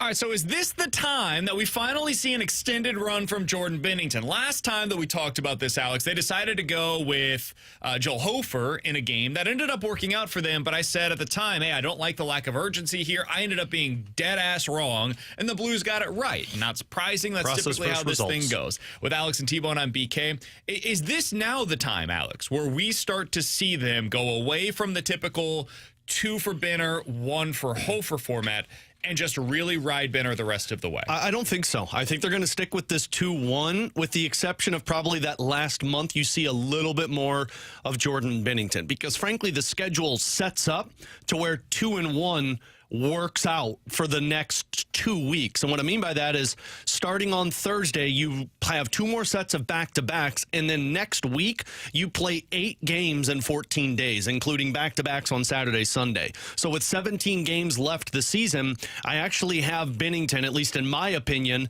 starting 12 of those final 17. You got 2 back-to-backs for Joel Hofer, which is a guaranteed 2 starts for Hofer. And then you're going to sprinkle in a couple of starts. And really the only elongated starts for Jordan Binnington are that stretch in March or in April that goes Colorado, Winnipeg, Edmonton, Seattle. I've got 3 for Jordan Binnington in that one, and then Hofer getting the Seattle one.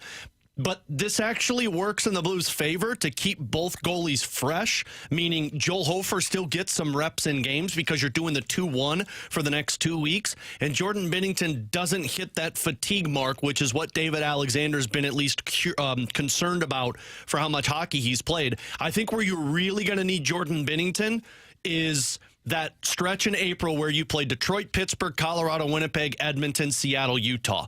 Out of those 7 games, you're going to need Jordan Binnington for 6, maybe 5 of those. Yeah, especially that Colorado, Winnipeg, Edmonton, Utah. Yeah. Those 4 games, whoo, boy.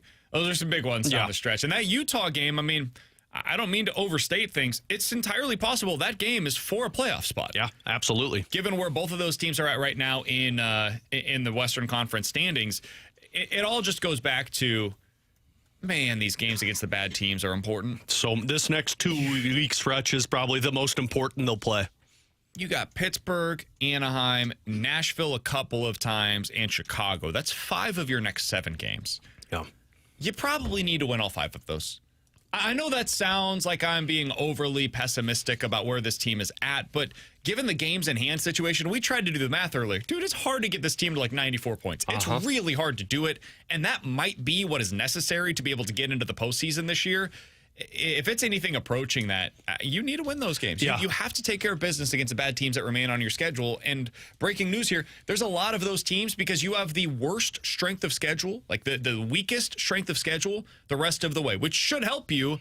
But we've seen at times in the past, the Blues have had some struggles against those teams. Yeah, and especially like when you look at what Calgary's about to go through. Calgary tomorrow plays Vancouver, then Colorado, then Toronto, then the Rangers, then the Devils. So they have 6 games against teams that are either in a playoff spot or fighting for a playoff spot, while you, like you just mentioned, BK, are taking on 4 teams in that stretch that are outside of the playoffs. So I think when you do the point projection of what they've done this season, Calgary is sitting at like 90 points. Vancouver is at about 90 points, and if he just point projected of a 530 point percentage, puts the Blues at 87. So you need to be 2 wins better than what this season has been for you, and you're talking about, to Doug Armstrong's point, when he had the availability after the trade deadline, you're talking about like a 650 point percentage, win percentage down the stretch. Now, you've played better than that. You've been like a 775 win percentage since you've returned from the 4 Nations tournament.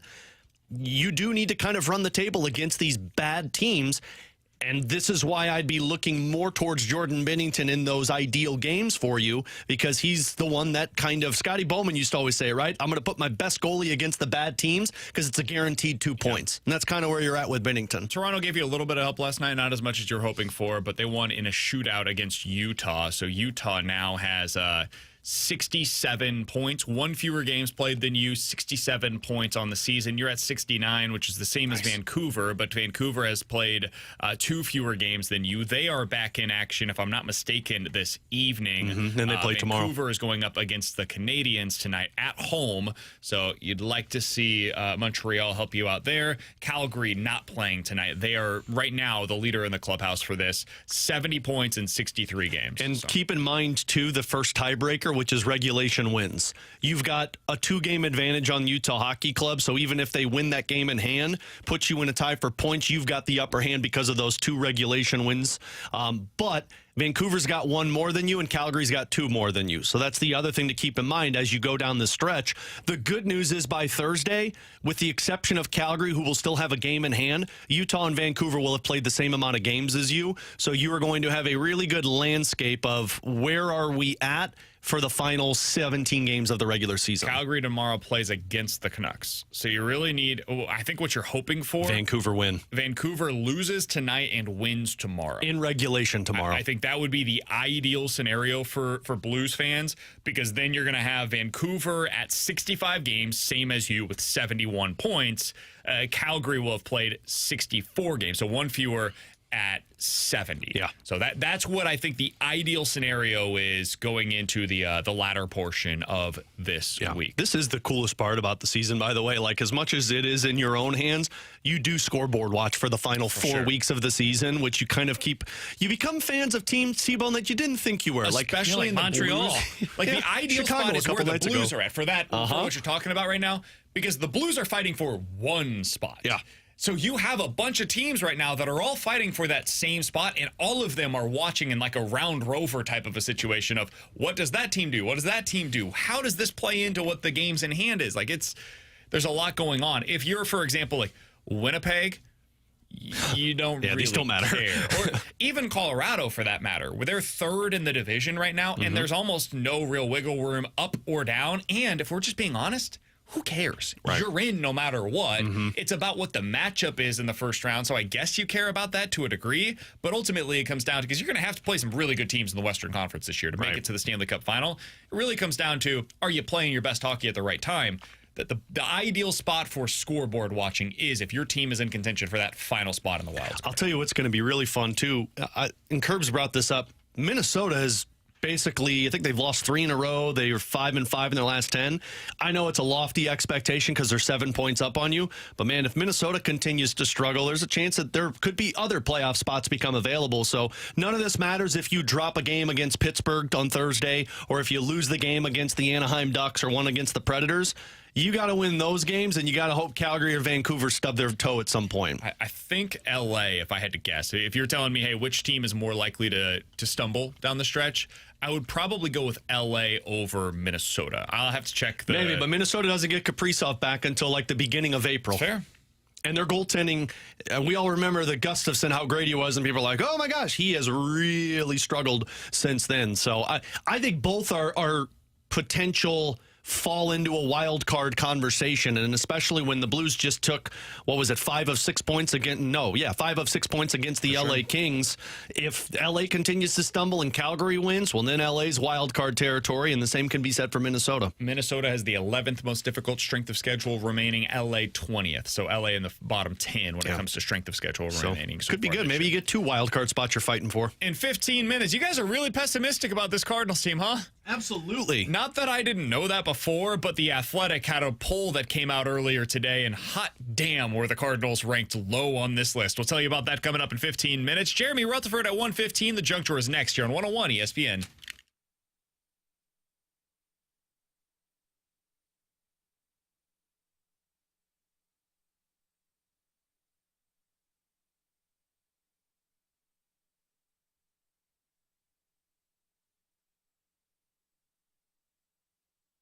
Alex Ferrario with you to talk about my friends out at Classic Air Care. Now is the time to get them out to check your unit before the hot summer weather officially kicks in. You've got that older unit. It hasn't been looked at since the fall. It got you through the winter, and now you're going to turn your AC on sooner than later. And this is why you need the company that, one, is always available for you, and two, is there to help you through whatever issues that pop up. Because this time of the year, you know, when you flip that AC on that hasn't been on for 4 months, you get some weird noises coming from it. So get on the maintenance agreement, have them come out, clean the unit, check the unit, make sure it's good to go for the summer. And you hear me talk about them. I've been with them since 2016, but don't just take my word for it. Take the over 2,500 Google reviews, a 4.8 rating of customers talking about the great work that Classic Air Care provides. Like this one from Matt. It was a Friday night. Our fancy air conditioner went out. When I was communicating with the thermostat, I called Classic Air Care. 1, someone answered the phone right away. 2, they were out there the next day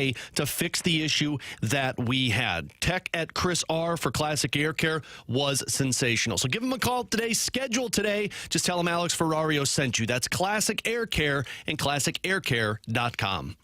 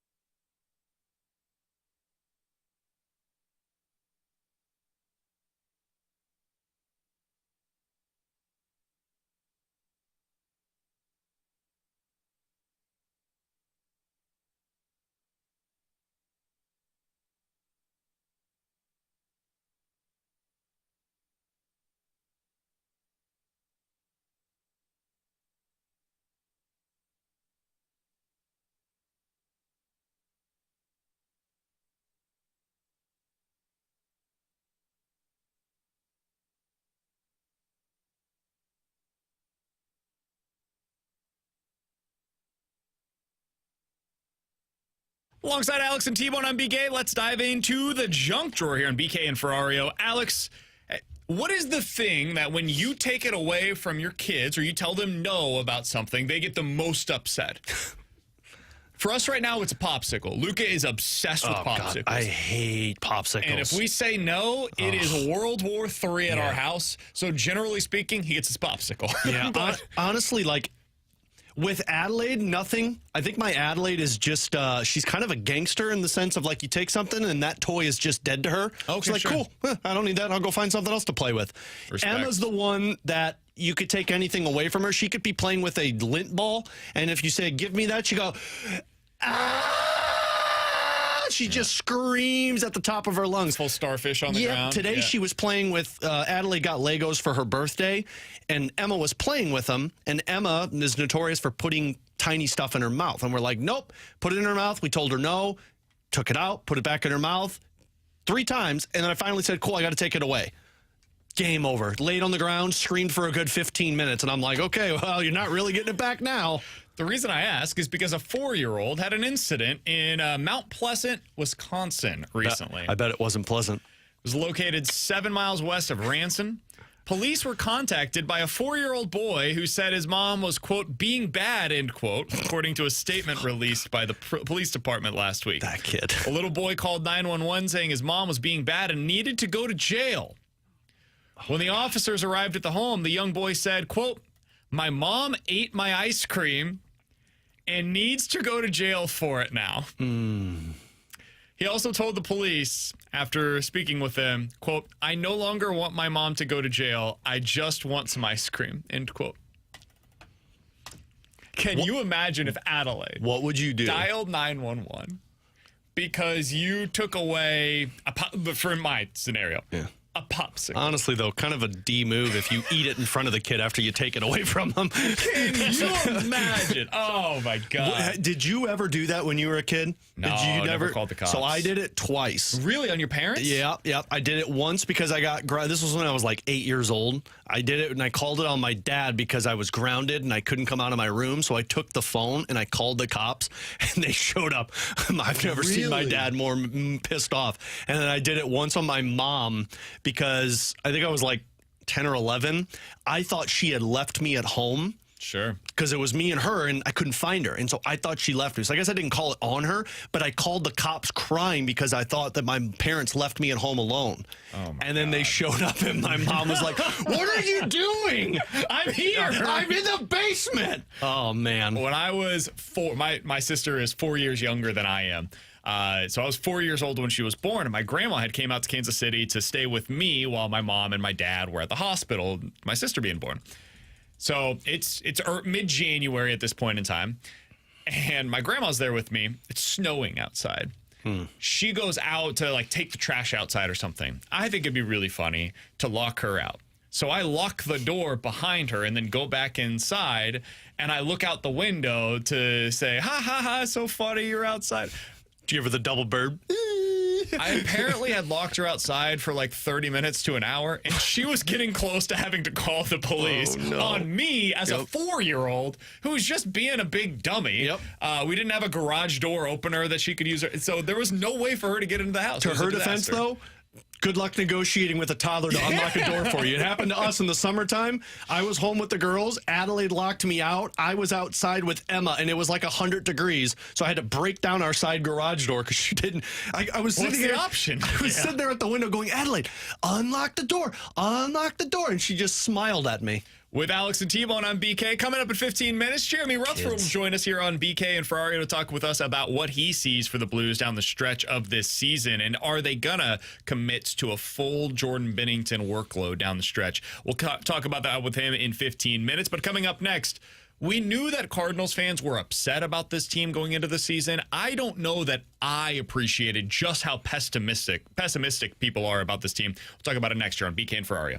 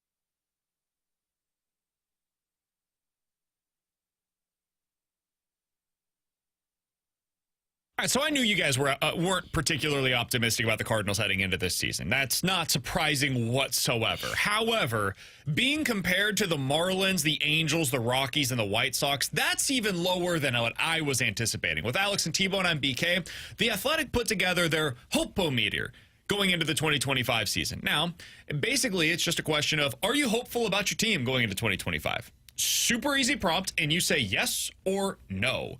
And based on that, they can determine what your levels are. For example, going into the 2022 season, Cardinals fans had a 77% hope-o-meter. Good times. The following season, it was 91%. I remember going into the 2023 season, which was a disaster in every possible way. 91% of Cardinals fans, based on the Athletics poll, were optimistic going into the season. This is why people hate the Mo administration. That plummeted to 44% going into last year. And right now, as of today, it is just below 12%. 11.9% of Cardinals fans that responded to this poll are hopeful going into the 2025 season.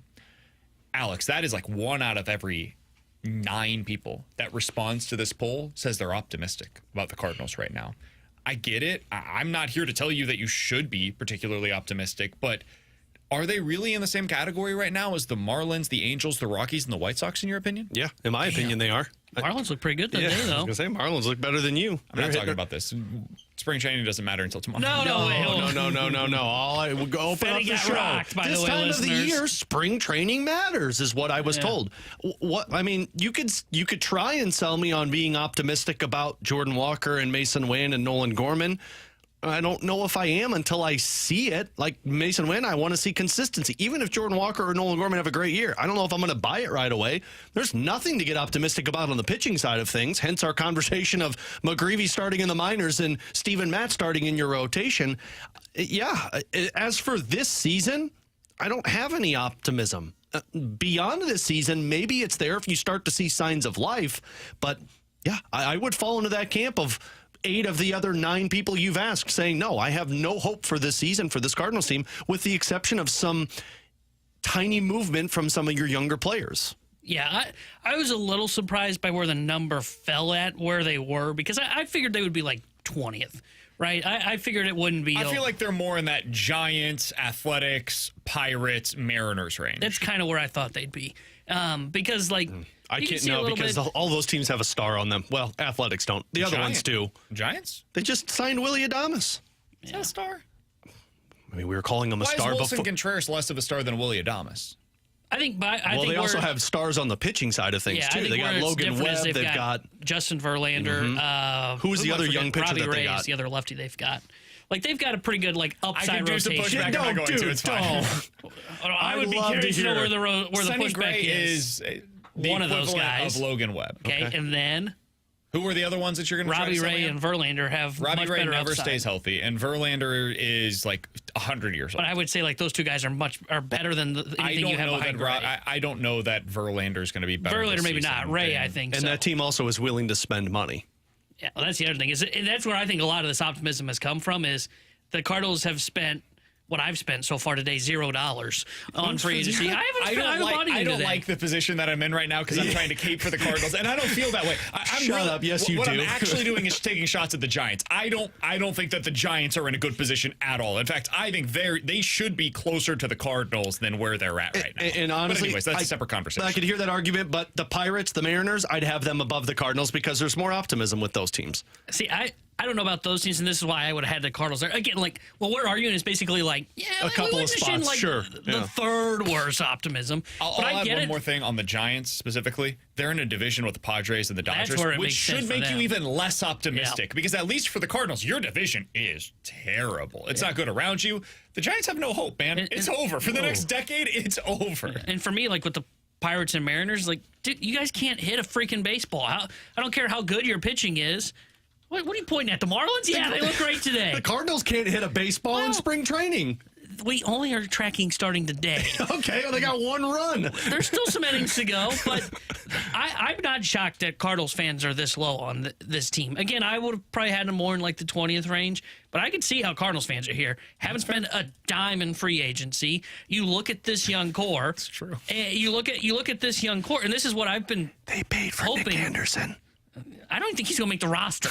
I look at mostly just so they can say they spent money. I look at their young core, and I think a lot of Cardinals fans have been on the side of what I've been trying to relay, which is, hey, what those guys did in year one, it's hard for me to envision them getting back to that because that means both Gorman and Walker basically improved by 40% when we're looking at them by their OPS plus. That doesn't happen very often. You do not see a lot of guys go through here's what they were in year one, completely dip off, and then get right back to where they were in year three. Like, it's hard to find examples of that.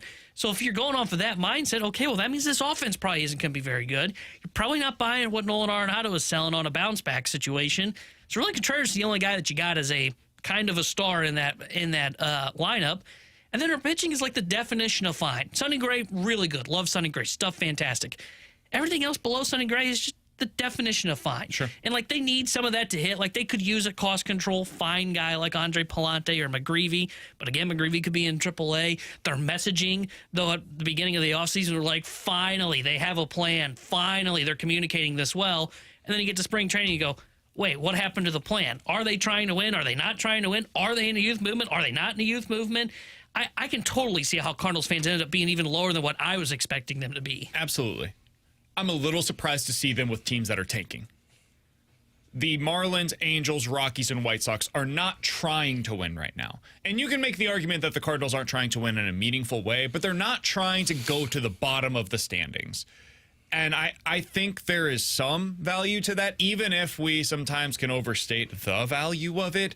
I think you should be above those teams that I just mentioned, but that's fine. I can't tell you how you should feel about this team. That's a you decision. You get to decide if you're optimistic or not about the 2025 St. Louis Cardinals. And I don't blame anybody for not being optimistic about this team.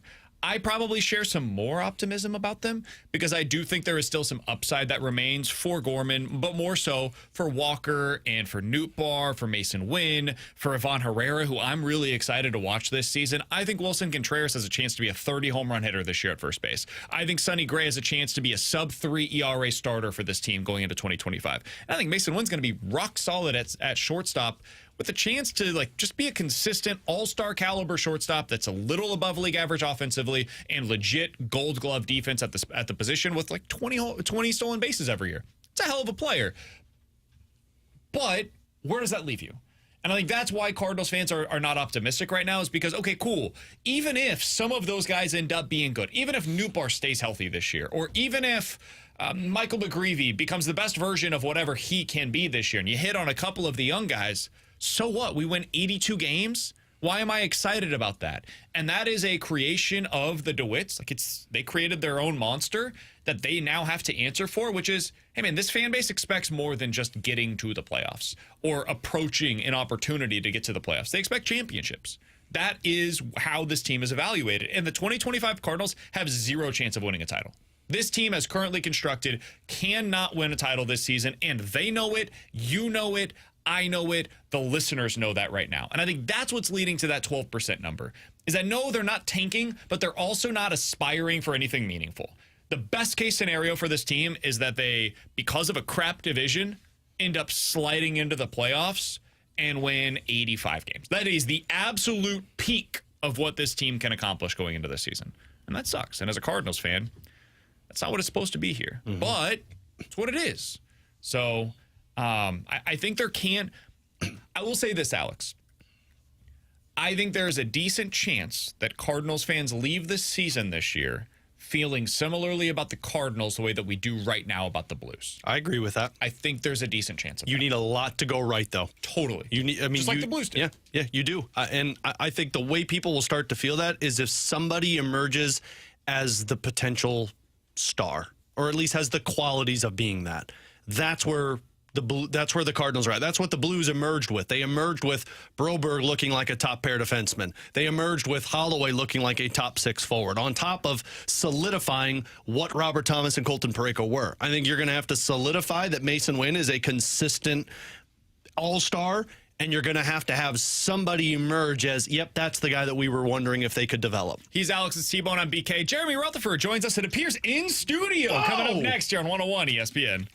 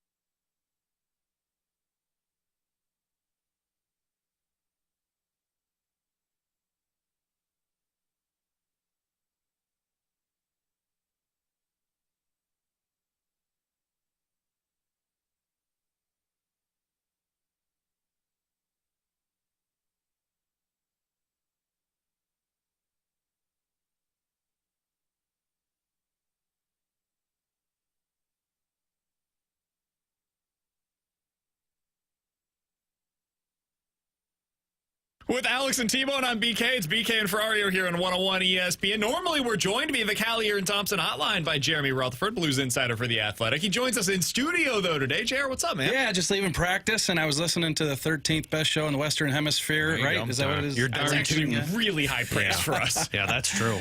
And figured I'd just pull in the parking lot here and come up and join you guys. How I'm you doing? surprised. Is this just because you didn't want to go home? You were like, I've been away for long enough. I don't want to go home. I'll just stay up this way. Finally, you guys know, after all those years of being single, single and no kids, what it's like to go home. So yes, the answer is yes, and I'm glad you guys can relate these days. Cool. I'll come over to your house after work today.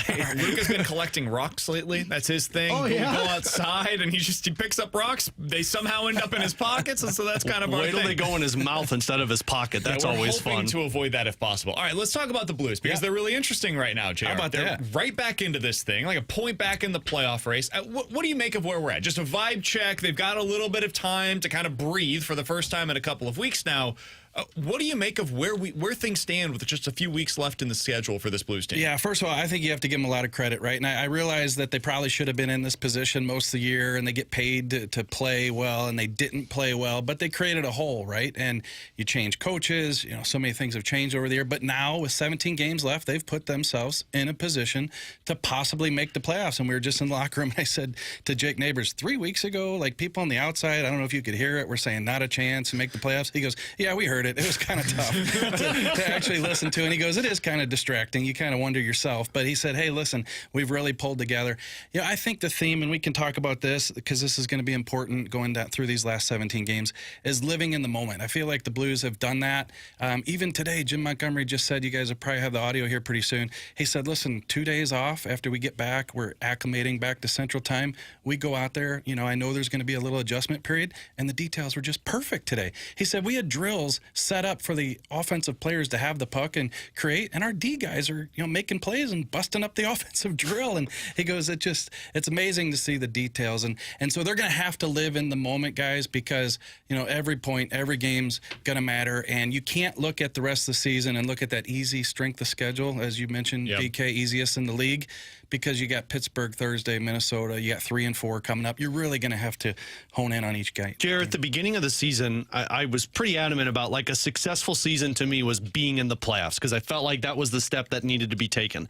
Now I don't feel that as much because I feel like what you just mentioned is more important than the playoffs for the Blues. Having a system down and a style of hockey down that carries over into next season to where the players are like, hey, we see what works, and now we can start it in October rather than start it in March. Yeah, it's a great point. I think it's probably 1A and 1B. 1A is that process that, okay, we got things back on track. We know this style works because regardless of what happens the rest of the season, playoffs, no playoffs, you want to go into the summer thinking, okay, we're confident that when we come back, we can put that process back in place, and with maybe with some changes to the roster, so on and so forth, be a good team next year. But I think 1B, I say 1B about making the playoffs because, gosh, what positive reinforcement would that be? I mean, to make it, to overcome, 3 weeks ago we didn't think it, now you did make it. The experience that we always talk about that these young players are going to get in the playoffs, I think that would put some reinforcement into what they believe going into next year. The other thing, and to that point on if they make the playoffs or not, you got answers on the forwards. Like you now look at it, you've got Booch, Thomas, and potentially Snuggerud, Holloway, Shin, Kyrou, Neighbors, Dvorsky, Bolduc. Those 9, now 2 of those players have not played a game for this team just yet, but they're replacing guys in potentially Matthew Joseph and basically Radek Faksa, based on where they're at right now. That you can move out of the lineup, you move these guys in, you go into next year, even if they didn't make a single move during the offseason. You could go into opening night of next year with those guys that I just mentioned as your top 9, and you feel pretty good about it as a Blues fan, and that's a nice place to be if you're Doug Armstrong. Yeah, I think so, and you're definitely going to explore, and I think there probably will be changes, but I think what you just said, you look at that roster and you can feel pretty good about it, and that's why I think we all said this when Booch, Nevich, and Thomas weren't playing well. You say this is cyclical sometimes. Sometimes give it 3 weeks and all of a sudden everybody's talking about him. And look, a couple weeks later, we're talking about Robert Thomas with an 11-game point streak and Buchnevich looking like the Buchnevich of old. So I think that you have to have faith in players who've done it over an extended period of time. Those guys have done it. They're playing that way, and now the group looks pretty good as a whole. So, Jared, we talked about this a little earlier, and I don't know if you got any feeling from practice today, but it kind of feels like the time where you let Jordan Binnington get a bulk of these starts, but because of how many games they're playing over the next few weeks, I kind of feel like you're going to see that 2-1 schedule still keep going with Binnington and Hofer, with the month of April being when you see an elongated stretch of Jordan Binnington. Yeah, that's my answer. I think if you look at it, so I just did the math here, 34 days left to go in the season, 17 days games, so that means you're playing every other day basically, but there are 2 back-to-backs and there are 2 3 and 4s, and both of those 3 and 4s are coming up pretty soon. This team should be really good at 3 and 4s, right? Yeah, tell me about it. They've played here lately. Not only 3 and 4, but the past couple weeks they've played twice where it was 7 p.m., 5 p.m. the next day, so the less than 24 hours. And 2 of those 3 back-to-backs had travel. One was home, one was away, or both were away. Yeah, who am I telling? He's got to stay up and do that. Yeah, I was going to say, my vocal cords actually feel like they're on steroids after this season. So this is the rare 4 days off. It's crazy. I know my wife's crazy. Right my now. wife wakes up and she's like, whoa, you're home. I'm Yeah. like, thank you, I guess. This feels like the Four Nations over again, like Right. 4-day break. But, so to answer the goalie question, I think that you're going to have to roll the way you have been with the 2-1 now, because you got to get through this stretch. And listen, if you overplay Binnington for the next, let's say, 2 weeks or whatever, you're going to have a overworked, tired Binnington, I think, the last couple weeks of the season. So I agree with you that if you can get to April and things are still looking good in terms of the playoff picture, and now it's not the 3 and 4 back-to-back, then I think you can maybe ride Binnington a little more at that point. Jeremy Rutherford is our guest here on 101 ESPN. You can find his great work over at The Athletic. You can follow him on Twitter at JP Rutherford. All right, JR, what did we learn about the way that the Blues are going to have to play without Colton Parayko based on what we saw this past weekend? Well, we just talked to Jim Montgomery about that, and he really likes what Nick Leddy has stepped up and sees the moment. I think he's played well. Everybody knows what he brings, nothing flashy, but he skates well. What I noticed in Nick Leddy with those couple games there that he was up top is, he's closing plays out. Like, he was running guys into the boards in terms of, on the rush, and so kind of killing plays. Also, he steps in and lets go one, right? Yeah. It was great to see him assertive, aggressive, not necessarily use that speed because he's always skating pretty well, but kind of get into the play more, I think, is what I saw from Nick Leddy. And listen, again, Jake Neighbors' interview, we just talked to him, and he said, how many teams in the league can lose a Colton Parayko and plug in a 1,000-game guy up there? They got 5,000 games between that group back there. So I think the way the Blues are going to have to play is they're going to have to rely on everybody, not just the defense. And that's exactly what Jim Montgomery just said, an hour ago. He said that you can have Bob Gainey, whoever, if you don't have a group that's committed, then you're not going to be successful when you get an injury like Colton Parayko on the back end. And what can be more committed than 23 block shots, 14 guys having 2+ block shots? I mean, the Blues are really putting in that work to stay committed. Yeah, to that point, like, you have 3 guys that have played over 1,000 games in the NHL on defense, and Parayko is not one of them. It's Justin Falk, who I know regular season he's .963, but he's played 38 postseason games, so he's played over 1,000 NHL games. And then you've got Fowler and you've got Ryan Suter, so you've got experience there. Jared, I don't know if you've been told any of this, but like when they said it was a scope for Colton Parayko, it was just hey, reevaluate it in 6 weeks, we'll be there. Was there any concern on like lingering effects of this injury with Parayko, or was it just a matter of, hey, we're shutting him down and we'll see what it looks like in 6 weeks? Not that I've heard. And we did see Colton Parayko outside the locker room in L.A. He's going to have the scope. He's going to get reevaluated in 6 weeks. I have not heard anything like that could be a question mark once he gets past that 6 weeks, or, it could linger another couple weeks. But we always look at those timetables when they say reevaluated for what they are. Could be sooner, could be later, but nothing that I've heard, Alex. Jeremy Rutherford joining us for just another couple of minutes here on BK and Ferrario. JR, you've been around this team all year. You've seen the ups and the downs. You've been around this team the last few years where there was a lot more downs than ups.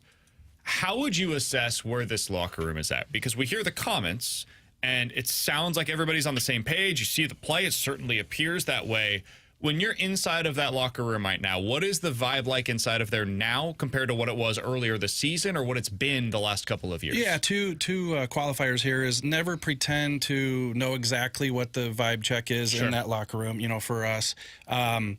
And also, but I do feel like that what I'm about to say is objective. Like, if it was bad, I'd tell you it's bad. If it was good, I'd tell you it's good.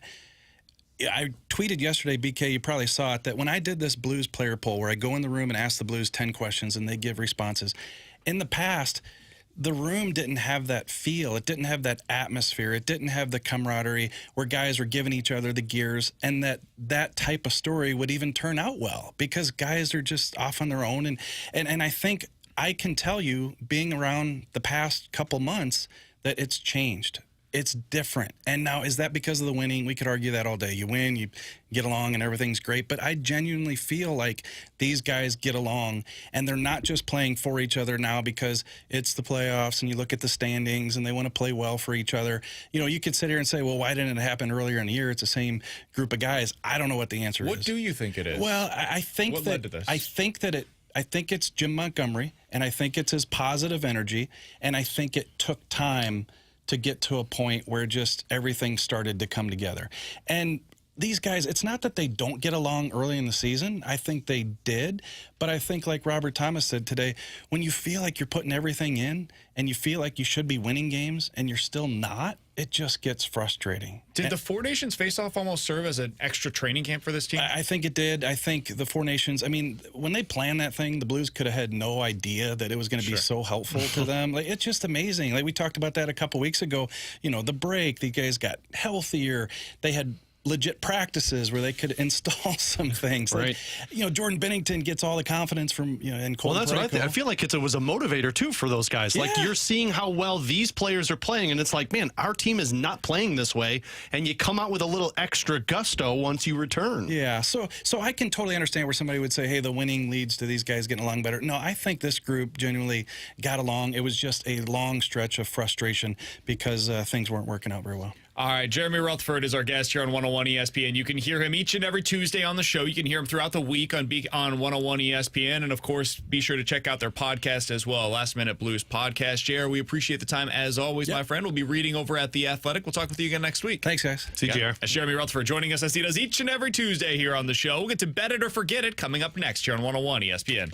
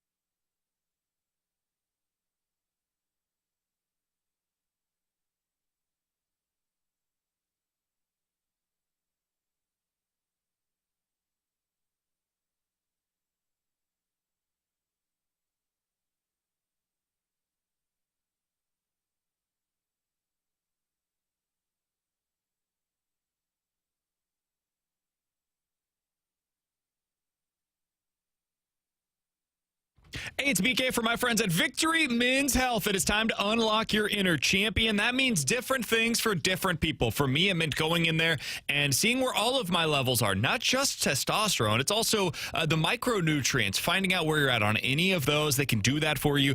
Ask them about it at Victory Men's Health. You can go to any of their 4 great locations across the St. Louis area: O'Fallon, Missouri, O'Fallon, Illinois, Sunset Hills, and the location that I typically go to is in Town and Country.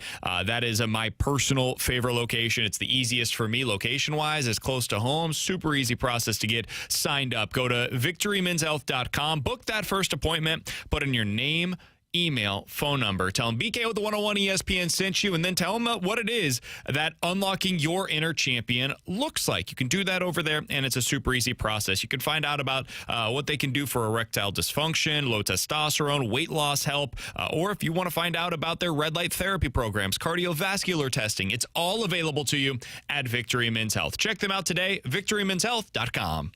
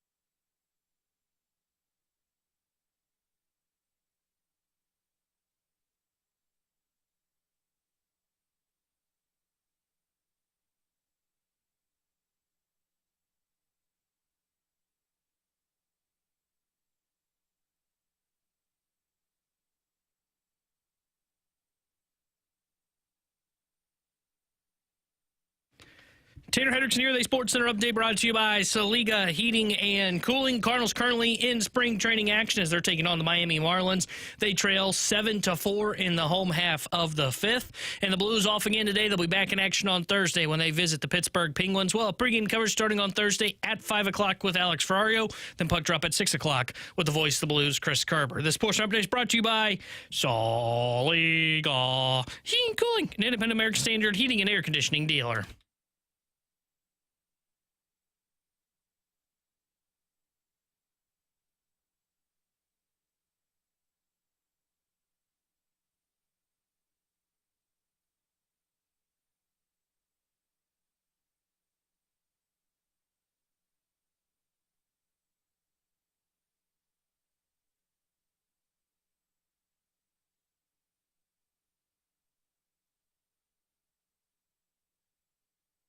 Woo-hoo-hoo-hoo! 314-399-9646 is the Your Comfort Service text line for Bet It or Forget It. You guys give us a scenario. We will tell you if we are betting it or forgetting it here on BK and Ferrario. Let's start out with this. Alex, bet it or forget it. The Blues will have exactly 0 players reach the 65-point threshold so far, or on the season. The end of the year, they will have 0 players reach at least 65 points. Robert Thomas currently leads the pack with 51, Jordan Kyrou at 50, Dylan Holloway at 47. Those are probably the only 3 candidates that could reach that milestone. I will say forget it, because I think Thomas will get there. Okay. I think Thomas will put 17 games remaining. Yeah, I think he'll keep points rolling for the final 17 games. I don't think Kyrou gets there. 14 points in 17 games. Yeah, I don't think Kyrou gets there. I don't think Holloway gets there. So, yeah, I'll say Thomas gets there, though. Last time that the Blues in a non-COVID shortened season finished the year with 0 players reaching this threshold was 2013-2014. Was that team any good? They made it to the playoffs. Yeah, that was Ken Hitchcock team. Alex Steen led the way with 62 points on that roster. I do remember that team now. I will say forget it because I think Thomas will be point-per-game guy, which should get him over that threshold. But he's the only one for me. Damn well better. I don't think they're making the playoffs if he doesn't. I think if he has fewer than a point per game the rest of the way, they will not be in the playoff conversation. So I'll say forget it as well, but I do think it's at least a conversation that's worth having. Alex? How about this one, guys? Bet it or forget it. The Blues will finish bottom 10 in both power play and penalty kill and still make the playoffs. Not going to bet that. I'm going to forget this one.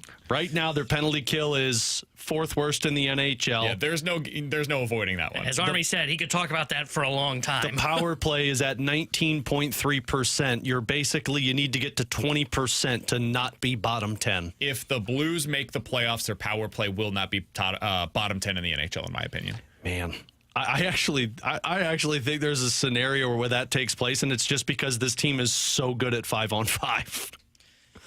Yeah, that's a tough one. The power play's so streaky, too. Yeah, I'm going to forget it, though. I kind of agree with BK. I think the power play is going to have to pick it up a little bit and not finish in the bottom 10 if they want to be a playoff team. So I would forget this. I need you 15th at 21% since the Four Nations face-off. I need you to research the last time a team made the playoffs that didn't finish.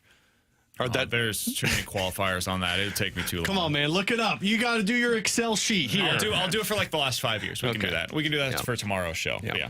I'll bet it, by the way. We're not going to like the results. I don't think the power play gets there, and I don't think penalty kill is not getting there, and I still think they make the playoffs.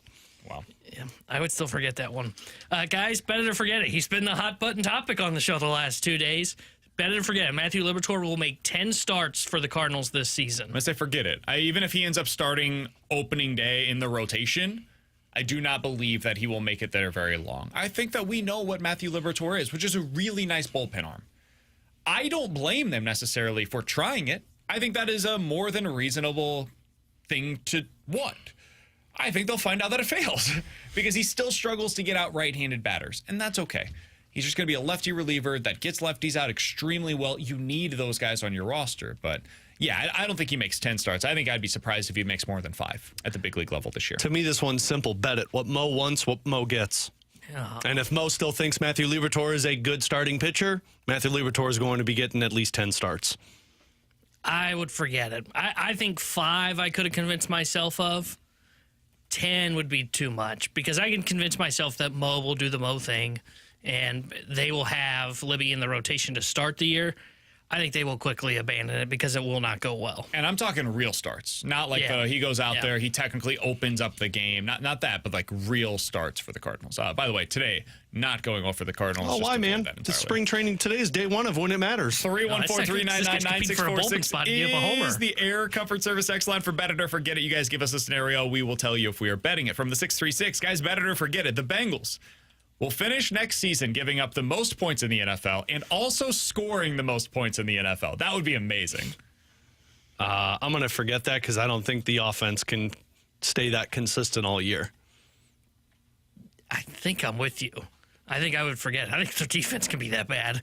I don't know if their offense will be able to sustain at that level, so I'll say forget this. The Chiefs in 2018 were horrific defensively and had the best offense in the NFL. That was Tyreek Hill at his prime. It was Kareem Hunt before all of the stuff. That was the Chiefs' offense at its best. I think that was the season, if I'm not mistaken, that they ended up playing the Rams in that Monday night game that everybody remembers. They were first in offense and 24th in defense. It's just really hard to be this bad, this consistently defensively if you have a decent scheme. Yeah. So I'll say forget it because I've got multiple outs here. They could be like 27th defensively and not end up living. I was going to say, I'll tell you what's guaranteed. The defense being the worst in the league. That very well might. All right, bet it or forget it, guys. 314-399-9646 is the Air Comfort Service text line. Bet it or forget it. Zack Bolduc will be higher in the Blues lineup next year than Jake Neighbors. Don't worry about the Cardinals game. That was a shot. This guy hadn't given up a run until today. You told me today is when we start mattering, and Munoz, who's competing for one of the bullpen spots, is giving up back-to-back shots, and that last one was a bomb. Putting meatballs right down the middle of the batting order. What did you say? Meatballs right down the middle of the batter's box. FCC training next week, my friend. Good thing. I almost dropped it, but I didn't. That's what came out batting order. I'm going to forget this one. I'm going to forget this one. I don't even remember what the question was. I do. It's either going to be... Bolduc will be higher in the lineup than Jake Neighbors next year. If they don't make trades, Holloway, Shen, Kyrou are going to stay as a line. And to me, it's either going to be Neighbors or Snuggerud on that top line with Thomas and Booch. because you either put a sniper up there, which I know Zack Bolduc is, or you keep the power forward with the chemistry up there. I actually think what's perfect for a Snuggerud is to have that depth to where you're getting mismatches and you're playing 12 minutes a night. So I'm going to forget this one. I don't think he gets top line minutes. I think Bolduc is a perfect third-line player. And I also, it's worth noting, last week we talked to Joey Vitale, who said he thinks that Jake Neighbors is overmatched as a top-line player. If somebody's going to move up to that top line, I think it's Jimmy Snuggerud. And I think that ends up with Jake Neighbors being on the line with Zack Bolduc. So I'm going to forget this as well. I do not think Bolduc ends up above Jake Neighbors. I think they probably end up in the same spot. Sweep it. I'm with you guys. I think it ends up they're going to be in the same spot because Snuggerud, they'll want the sniper on the line with Thomas. So I would forget this. I think it's Bolduc, Neighbors, and whoever the third line center is, whether it's Shen or Dvorsky. And by the way, if Bolduc is this responsible defensively, you can put that player with a Dalibor Dvorsky in the middle. Sure. You know, because he's responsible enough for Dvorsky if he does make mistakes. Neighbors too. Yeah. Yeah, it's a perfect combination to throw out there. All right, final one here. Better to forget it from the 618. The Illini go further in the NCAA tournament than Mizzou. At it. Will Sounds Riley, like Mizzou might be a 7 seed. Will Riley, I think we're going to be right around there too. Will Riley named 6th man of the year in the Big Ten today. They had Mizzou got the 6th man of the year in the SEC. Six man of the year stuff going on. Yakachonis all freshman team. Isevich was all honorable mention in the Big Ten. Yeah, they're playing better. I'll bet it. I'll say Illinois lasts longer than Mizzou does in the NCAA tournament. I'm going to forget it. I think Mizzou goes two wins, and I don't think Illinois gets one. Sorry, buddy. You think Mizzou gets to the Sweet 16? Yeah. Man, that'd be awesome. Yeah. I would really love that. I'm not going to fully invest on this team is struggling because of their bad end of the season when it comes to the SEC, and I'm also not going to invest in that the Illinois team was just sick. I mean, we're playing better than Mizzou is down the stretch. That's fine. Mizzou's defense is softer than ice cream right now. Yeah, but if they're dropping those threes, baby, it won't matter. The updated bracketology matrix has Illinois as the final 6 seed and Mizzou as the top 7 seed. So they're like right there. The Big Ten and SEC tournament will matter for them when it comes to seeding. If Illinois loses in the first round and Mizzou wins, Mizzou probably jumps them in the seeding. But vice versa, it could also be true. Mizzou could end up as a 7 seed. I do think that's something where you'd really like to be the 6. Yeah. I don't know that there's a huge difference between like the 5 and the 6 necessarily. 6 and 7 I think sometimes can matter. So that is a spot where I think whoever gets the 6 seed will go further. And right now Illinois is more likely to get that. So I'll say bet it. They're the team that is playing better and they have the better seed. Hard for me to argue otherwise. Better football team and basketball team. No. I do think both teams have a chance to get to the college football playoff next year. That's I'm take shopping. I think both teams have a chance to make it to the college football playoff. I can tell you're take shopping because you threw Mizzou out there. I'd probably go put that back on the shelf. I think Mizzou has a chance to be a top 10 defense nationally in 2025. The offense, I do not know. I think they might be a top 10 rushing unit offensively. I have no idea if the passing game is going to be any good next year. Is your offensive coordinator still going to be there? Yes. Huh? Are you sure? Yeah, he's going to be there. At this point, the Saints staff is in place. Kirby Moore is going to be the offensive coordinator at Mizzou. That I'm not worried about, but the quarterback, I have no idea. Oh, right. Maybe it's Sam Horn. I don't know. He's Alex's T-Bone on BK. The Rewind is next here on 101 ESPN.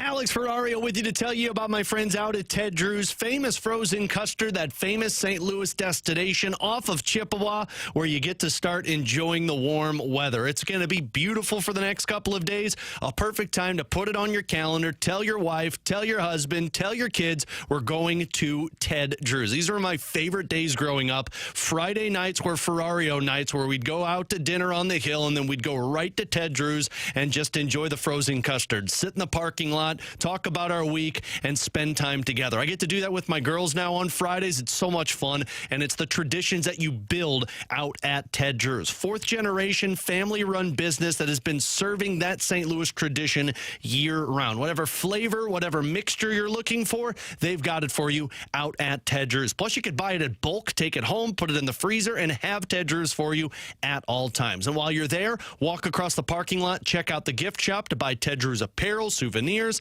and Ted Drew's gift card. So put it on the calendar, make it a time to go out tonight, this week. Ted Drew's famous frozen custard. It really is good, guys and gals.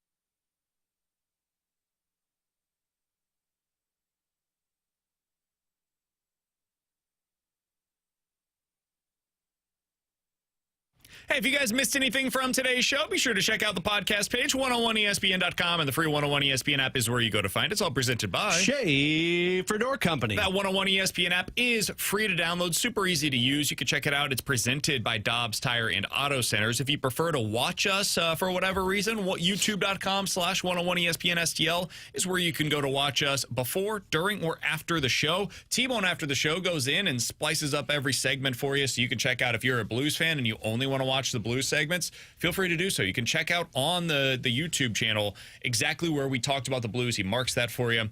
You can check out the Cardinals segments, however you want it. Thanks, you can do that over on YouTube. Again, youtube.com/101 ESPN STL is where you go to find that.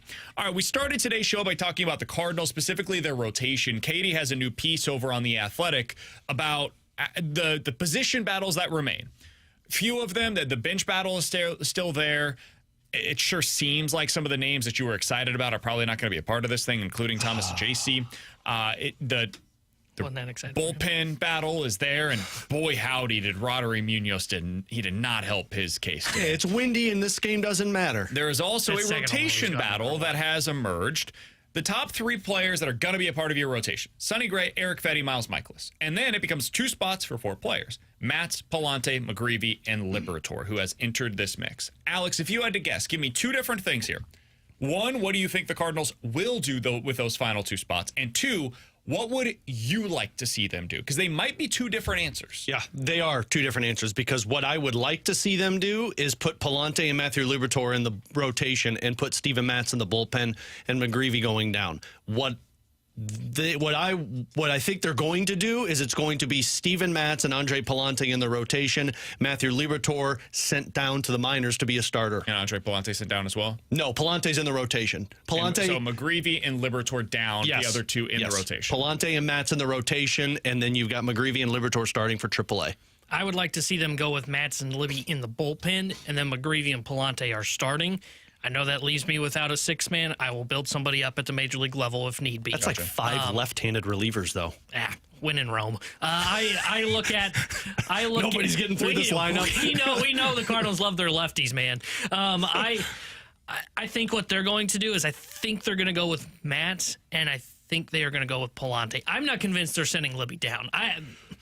I would be shocked if they sent Liberatore down. I think he will start the year in the bullpen, and McGreevy will go down. That's my current feel on this as well. I think they end up going with Steven Matz as one of their starting rotation members, and then I think they will ultimately come to the conclusion, all right, we're going to go with Andre Palante in this 5th spot. It's the path of least resistance. What did you do last year? What are you probably going to do this year? You continue along with what you've had. So I think that is likely the way this thing goes, with Libby going back to the bullpen. They'll get excited about it, and they'll say, maybe at some point this year we consider it again. We liked what we saw, but, man, he's so valuable out of the pen. We really need him out there for us. So back to the bullpen arm. Exactly. Bullpen arm, starter. I think that's what you see from him this year. And then McGreevy starts the year in AAA. What would I do? If you want to find out answers on Matthew Liberatore, I'd start him in the rotation this year. Do you? Because the way you asked that question was on the Cardinals side of things. You got him. You got him. Ladies and gentlemen, we got him. I don't want to see him. Okay. I would go with Palante and McGreevy.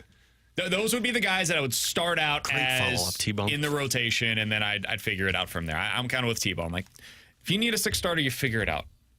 Figure it out, man.